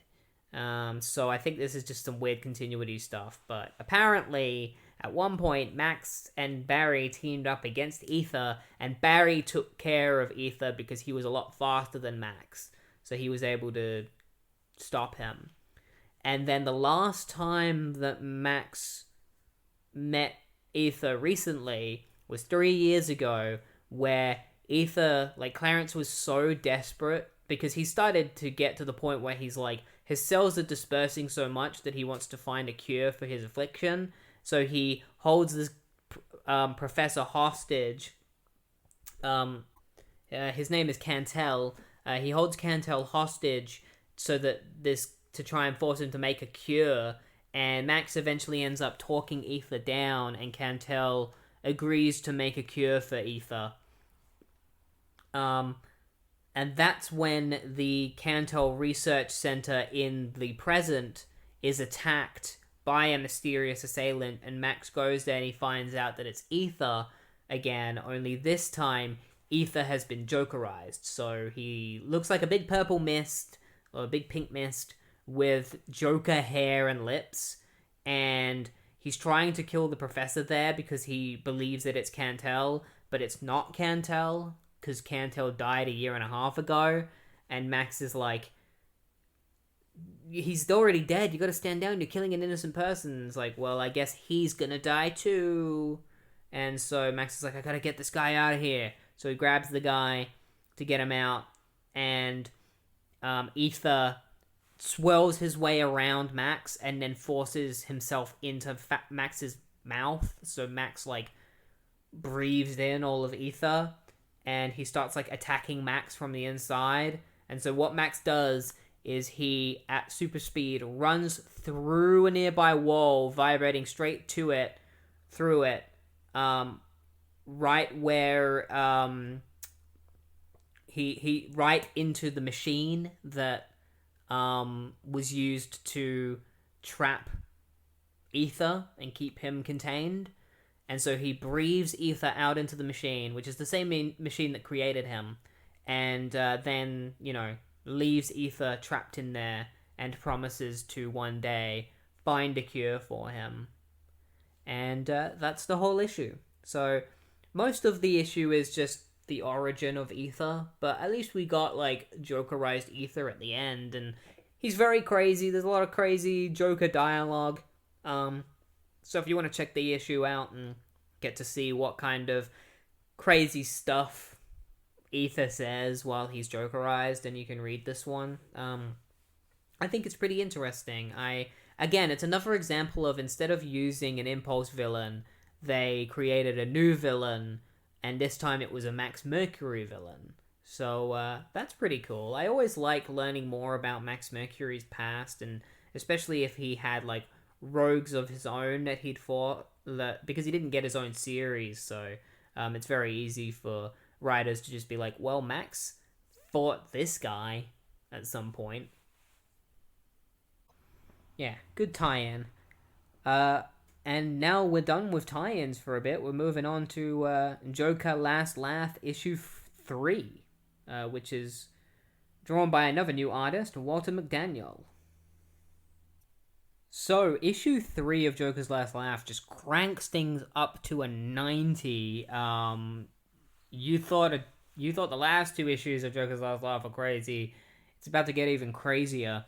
The JLA arrive at the old watchtower, where they see on the monitors that the Joker is taking over the Earth, and all the Jokerized villains are attacking innocent people. And they actually look at Earth from the watchtower, and they see Madagascar ablaze, and it looks like the Joker's face. So yeah, it looks like there's just a big Joker's face on Earth. It's pretty crazy. Batman and Nightwing are going to different fun houses, rundown ones, because they believe that the Joker is probably hiding in one of them. But Nightwing is just like, the Joker's dying, so maybe he's hiding somewhere bigger. Like maybe it's much bigger than this. Maybe it's the whole world, and if that's the case, the Joker could be anywhere. And the Batman's just like, well, where do you think he'd be? And Nightwing's like, well, cause he's dying, maybe he went somewhere warm. So it turns out that the Joker is spending his last days on the Easter Islands. He actually gets mad at his Jokerized pals for defacing the Maui statues. He's like, you gotta think bigger, boys. And he's like, for example, there's a Jokerized... A villain known as Effigy has just turned the Mount Rushmore into, like, Joker Rushmore.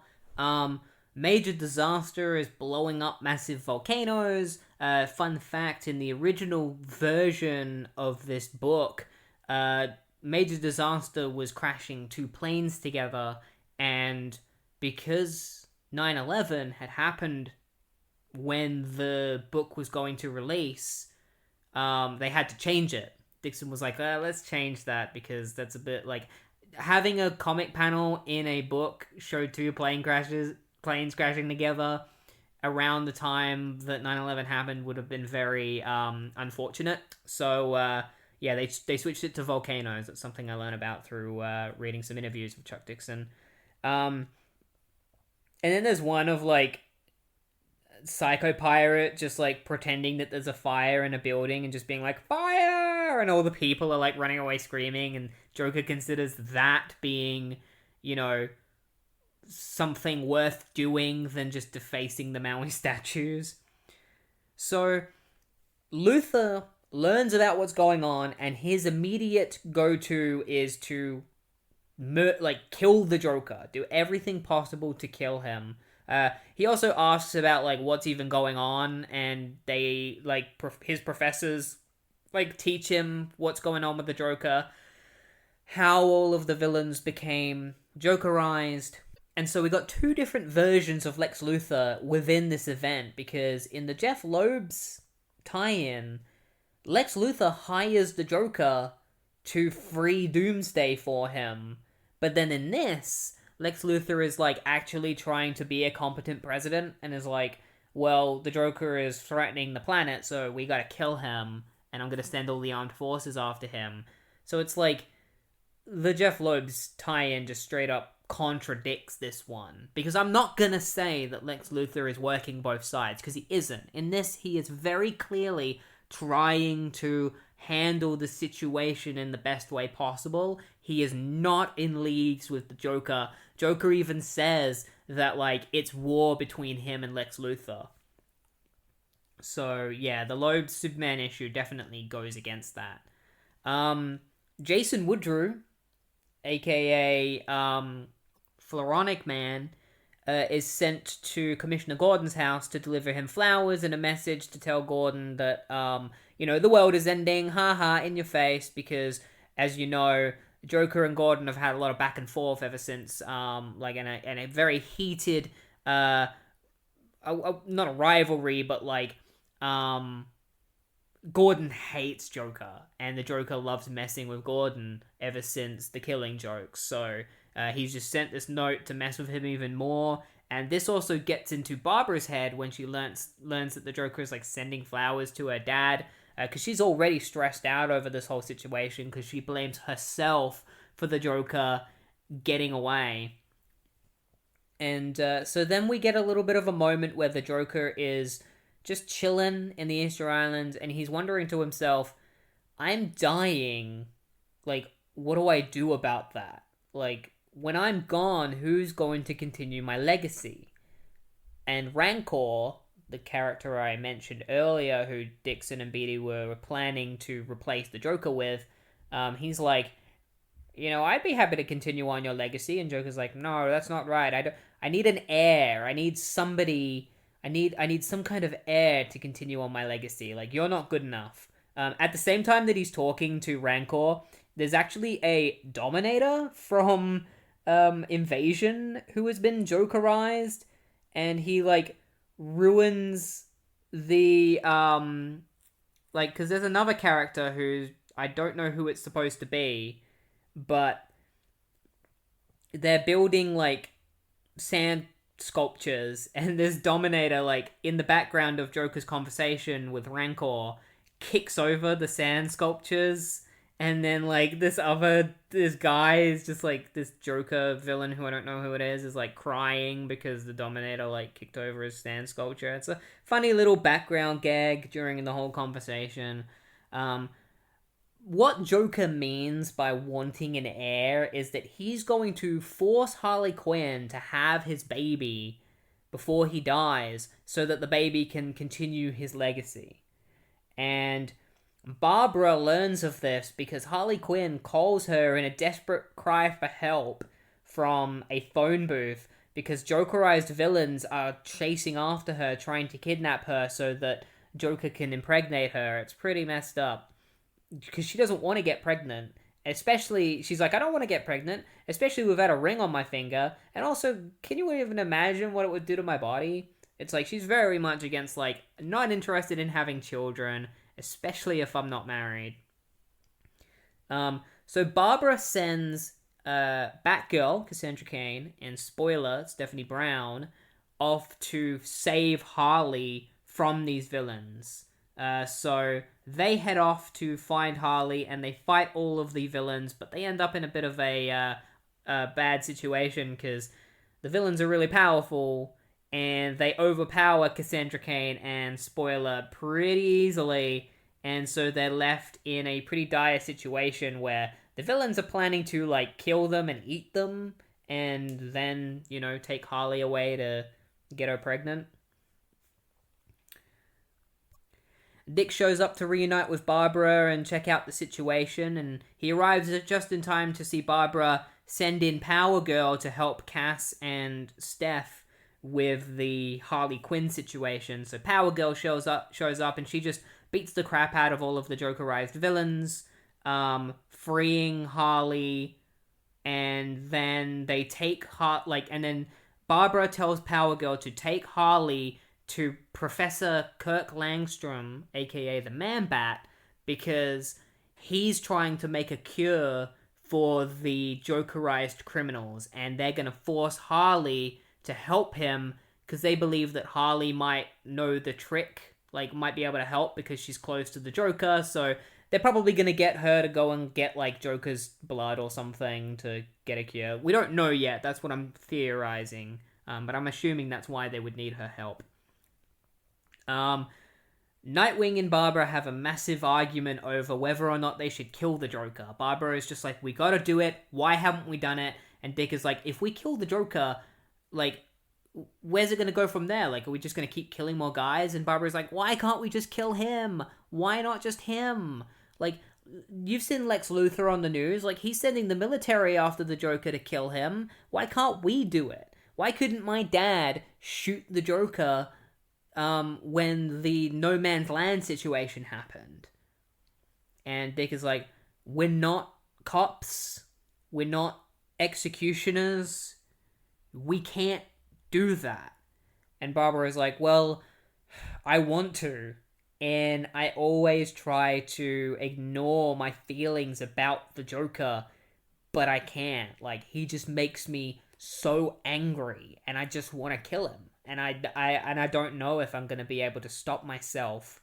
Like, I think, like, if you don't do it, or if Batman doesn't do it, I'll do it myself.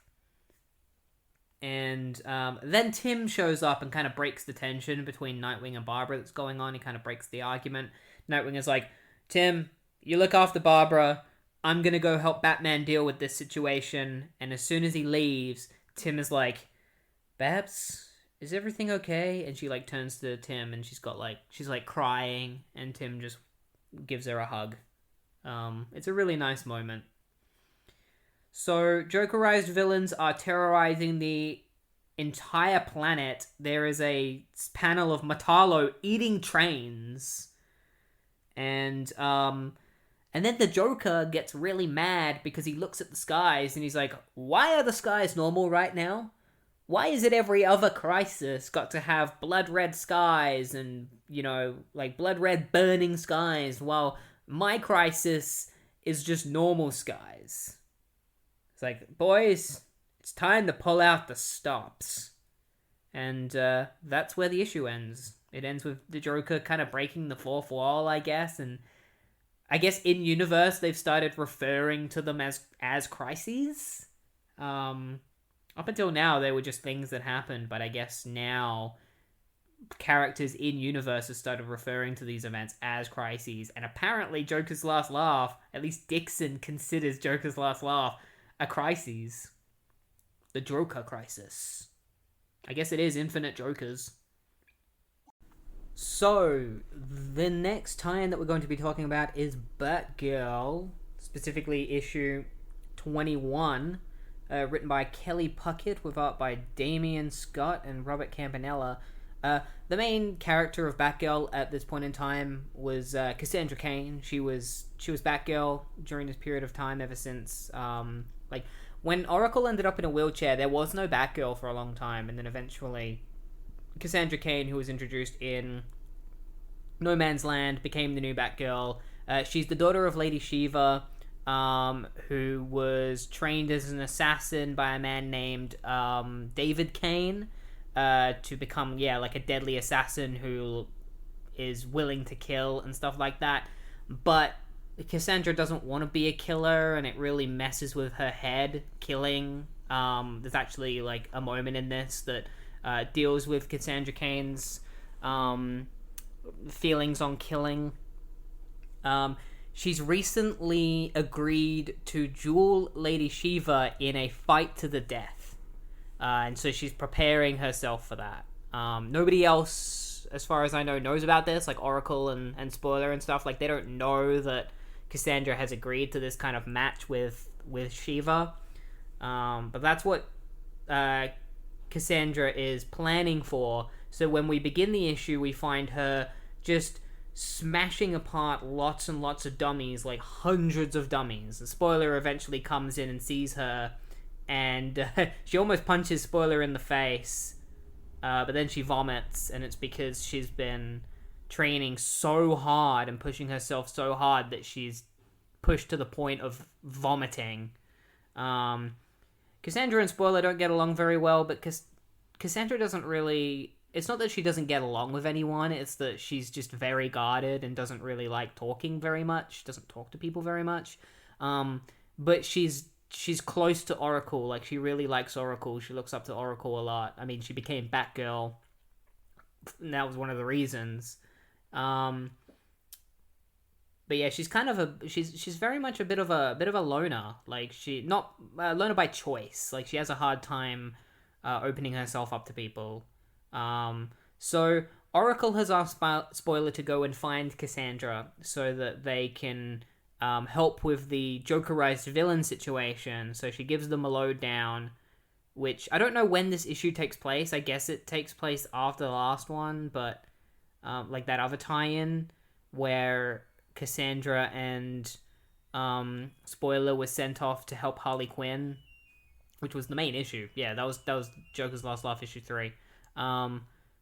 They knew about the Jokerized villains in that, but they don't know about them in this, and Oracle has to explain it to them.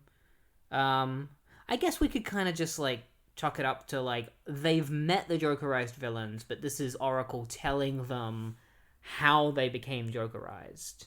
That's what I'm just going to assume. So, Cassandra says that she wants to go into the training room and train. She says that it's because she's going to fight these Jokerized villains, but we know the real reason she wants to train is for when she faces Lady Shiva. And when she goes into the training room, it breaks down and stops working, and Cassandra thinks that she's broken it, but Oracle reveals that someone is draining the power from her building, from the Belfry, and it's revealed that the one behind this is a Shadow Thief. He is responsible for draining the power. He just appears in the room with them. Apparently he was there the whole time, because he has a cloaking device, a Thanagarian cloaking device, that not only makes him impenetrable to being hit, but, like, completely intangible, but also invisible, whatever he wants to be. He throws a group of shurikens at Cassandra Cain because Shadow Thief is pictured as being kind of like a ninja in this. He's also Jokerized, so he's got like a white Joker-like face with like a grinning mouth. It makes him look a lot like V from V for Vendetta, like with the Guy Fawkes mask. Looks a lot like that. So he throws these shurikens at Cassandra, and she just catches them all really easily. And then she goes and she grabs a sword because Shadow Thief, challenges her to a fight. So she goes and grabs a sword, and he's like, "Nice sword." And she's like, "Want it?" And then she runs away, and he's like, "You little," and he chases after her. And so Shadow Thief and Cassandra meet on top of a nearby building where they have a pretty large fight. And she like punches him in the face, and Shadow Thief is like, "Secret Koguryu techniques. Who taught you those?" And Cassandra's like, "You did, just now." Because Cassandra has like this ability to be able to learn fighting moves really fast from her opponents. It's like how her brain works. And she punches Shadow Thief so hard that she accidentally kills him. And Spoiler has to help bring him back. When she goes outside, she sees Cassandra next to him, and she's like crying, and she's like, "Help me!" And Cassandra's like, 3 breaths, and Spoiler like resuscitates Shadow Thief. And Cassandra's like crying. She's like, "I didn't mean to. Please, Oracle." And Spoiler's like, "Hey, all I see here is an unconscious villain." And Cassandra's like, "Thanks, I'll be back." And she heads off, and she goes and watches back a tape of her and Lady Shiva agreeing to duel one another.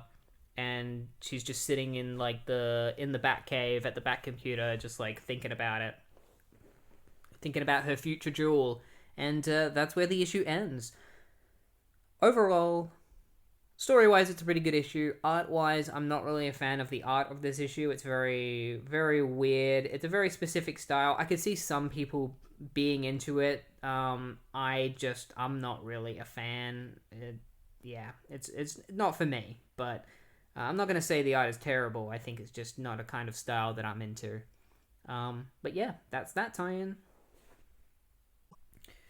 Superboy issue 93, written by Joe Kelly, Eddie Berganza, with art by Keith Champagne, Jason Wright, Pascal Ferry. The only positive thing that I can say about this tie-in is that the art is great. Art is fantastic. Love it. Great art. Works really well with, I guess, the idea of the story. And I don't know, it's just, I like the style.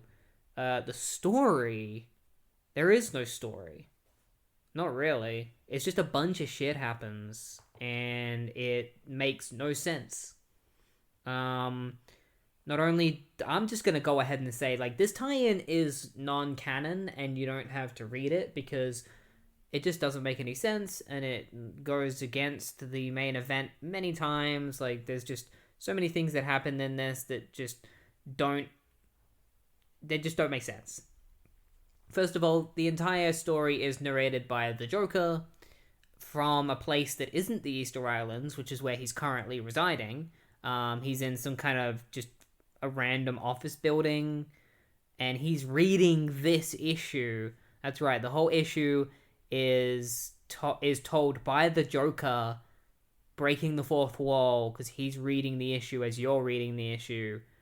And, like, the beginning of the issue starts at the very end, where Superboy and Perry White and Jimmy Olsen are all doing the can, and the Creeper is really annoyed by them and wants to kill them all. So that's where the story begins. And then the Joker is just like, "We're starting here? Well, we better start at the beginning. Let's go back." And so we go back, and we find Superboy in Star Labs because he needs to get probed, according to this. It's Joker kind of retelling the story, so... everyone is out of character. So you got Superboy at Star Labs being like, "Hey guys, I'm here to get probed." And then he sees Firefly, who has been Jokerfied, and So, something that goes against the pre-established continuity of Joker's Last Laugh is that the way that the villains became Jokerized was from the Joker putting two different chemicals together. It was the barfing gas mixed with knockout gas, which created the gas that Jokerized villains. But in this, Joe Kelly just like has Joker announce that he has a gun that he can shoot the gas out of that turns villains or anyone Jokerized, which is not a thing. That is not a thing in the main event. So I'm just gonna wave it off. I don't care, Joe. Like you're making no sense, and like this story I have decided is not, it's not canon. It's not canon to the main event because none of this jives at all. Especially because the chemicals are only supposed to affect criminals, right? The character who gets affected by the gas in this is the Creeper, and the Creeper is not a criminal. Jack Ryder is a normal, innocent guy who has another personality who is the Creeper, but the Creeper is not a villain. He is an anti-hero at most, but he's often more heroic than he is anti-heroic. But he gets Jokerized, and because the Creeper is already insane, him getting Jokerized means that he becomes incredibly serious and stoic. And also he wants to kill Superboy for some reason. So yeah, he just starts fighting Superboy.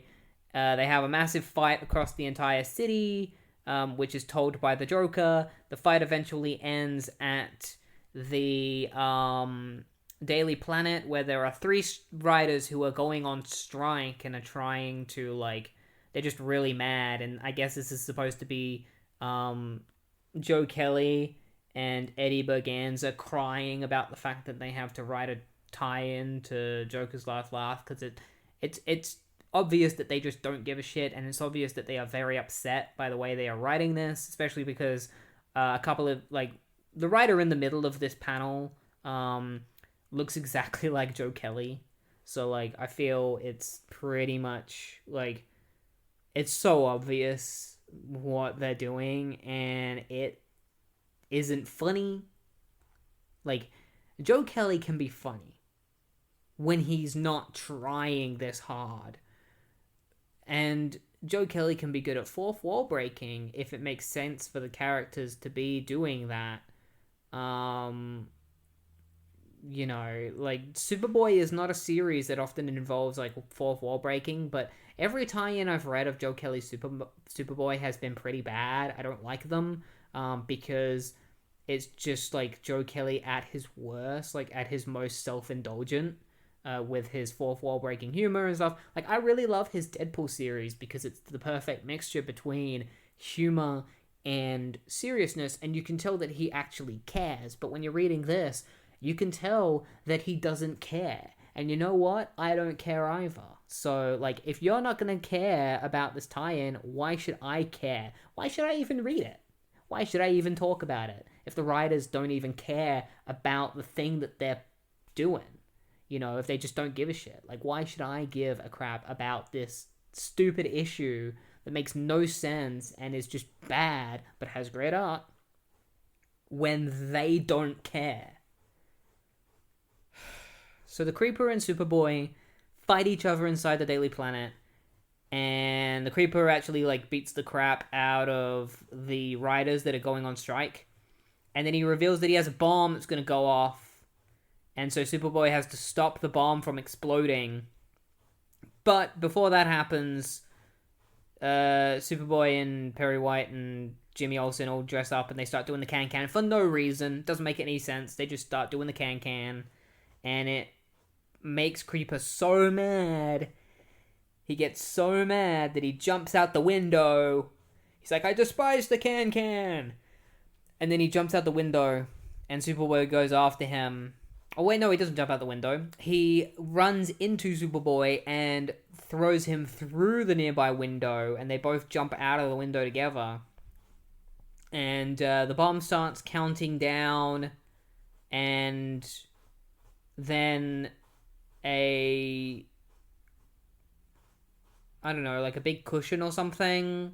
They land on it, and then the bomb hits zero and it doesn't blow up.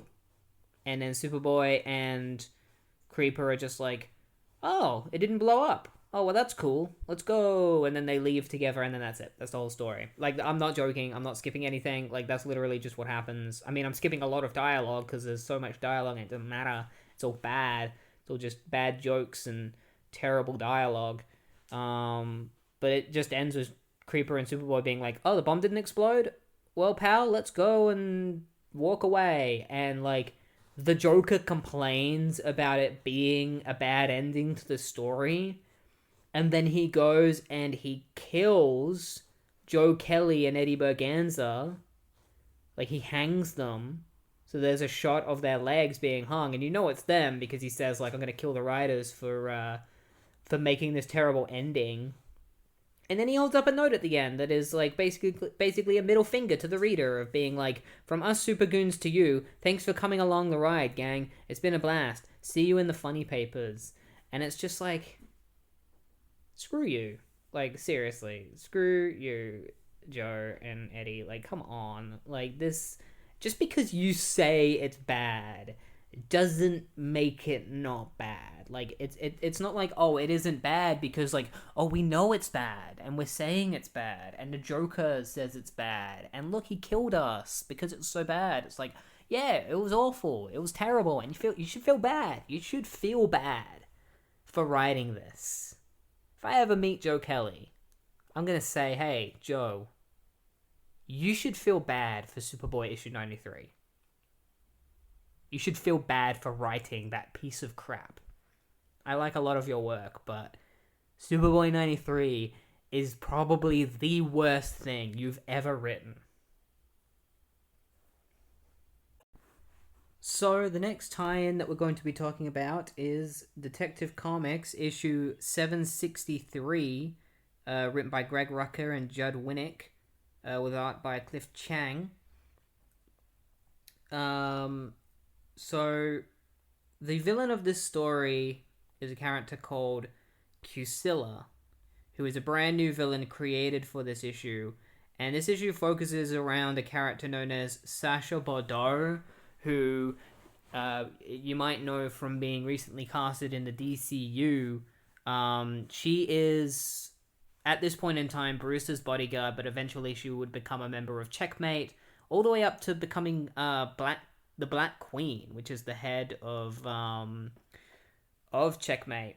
Or maybe not the head, but like close to the head. I think the White Queen might be the head.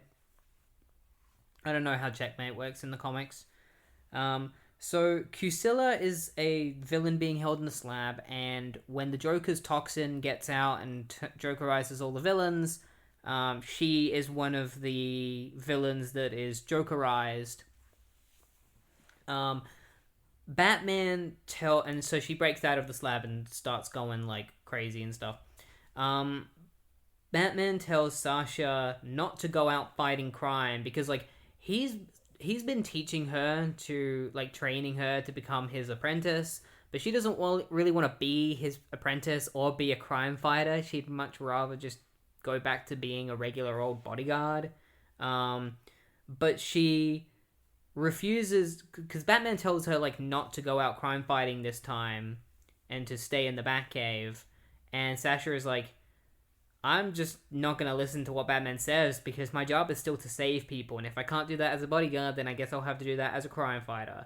So she goes and grabs a costume that she has in the cave and heads out to, find anyone that needs saving. Cusilla goes and finds a couple of guys on a dock that are just, like, working and tries to, like, threatens to kill them. She, like, asks where her father is. She talks a lot about her father in this, and she seems to be pretty obsessed with swords. Eventually, these guys are actually saved by Huntress. Huntress shows up and saves them, Helena Bertinelli. And Huntress fights Cusilla, and Cusilla almost, like, stabs Huntress in the face. but then doesn't.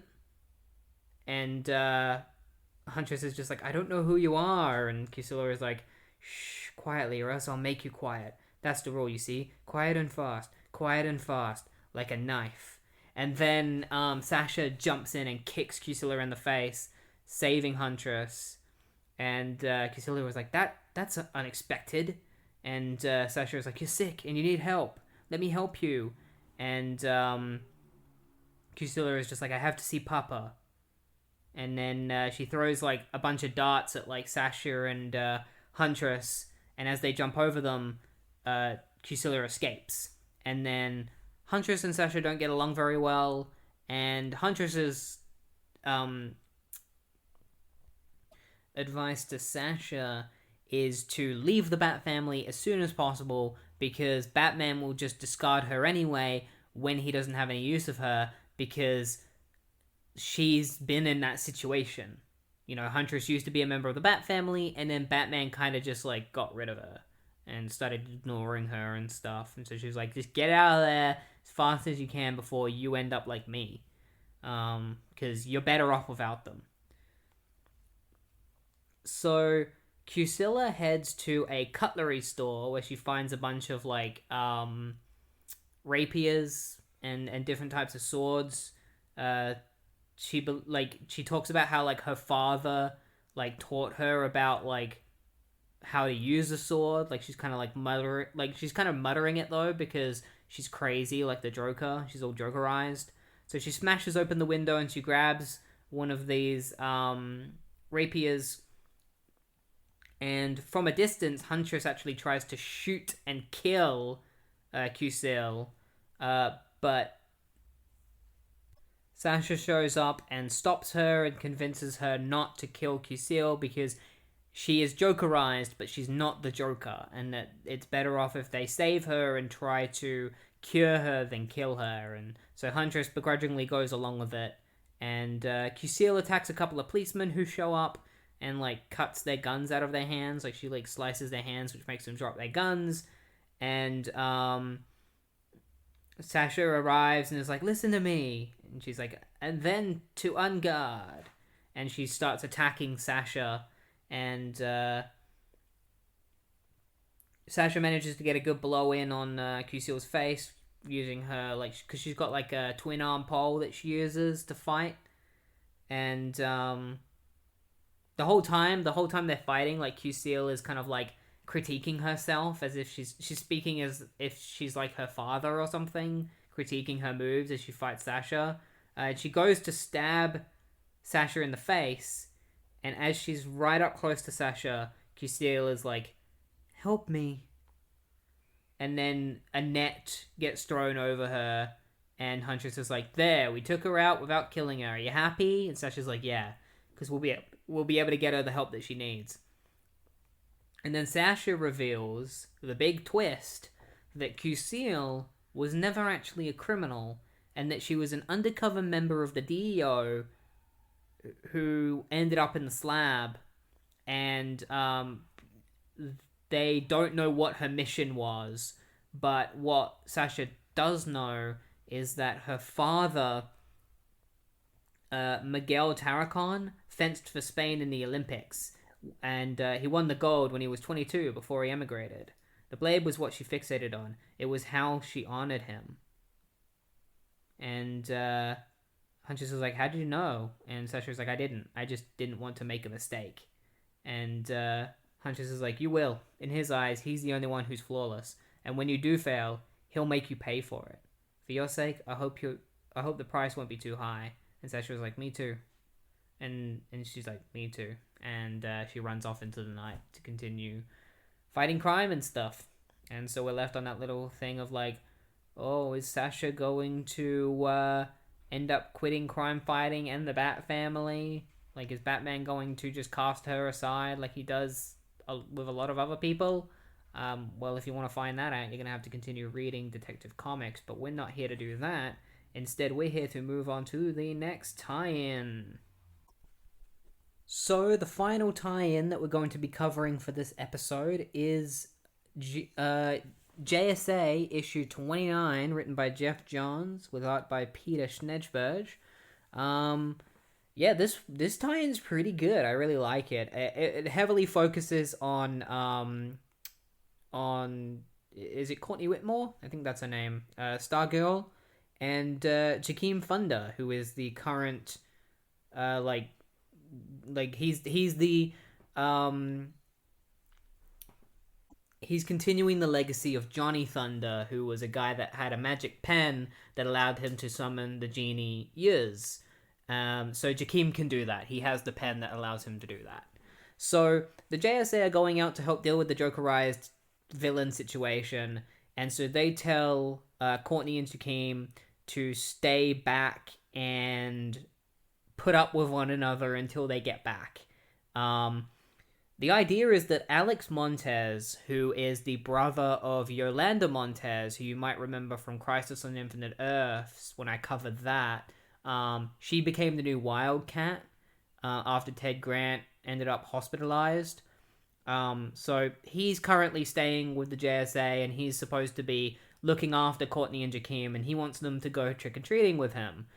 Courtney and Jakeem do not get along at all, bickering constantly, mainly because Jakeem doesn't really want anyone to, like, he doesn't really get along well with people, and it's because a lot of people just don't believe in him because they think that he's just a punk, like a little punk, and that's it. Like, nobody really believes that he can actually be a hero or a good person. His whole thing is that, like, he swears a lot and stuff. Like, he's a bit of a rebel. Alex finds one of his pumpkins that he's put outside has been smashed by somebody wearing a giant boot. And then the head of the Statue of Liberty, which is painted like the Joker, gets thrown onto the street. And the one responsible is a Jokerized Solomon Grundy. So Jokerized Solomon Grundy shows up and he knocks Alex out. And Jakeem has never met Solomon Grundy before, so he doesn't know who he is. But Courtney knows pretty well who Solomon Grundy is. Because Solomon Grundy was the one responsible for killing the original Star Spangled Kid.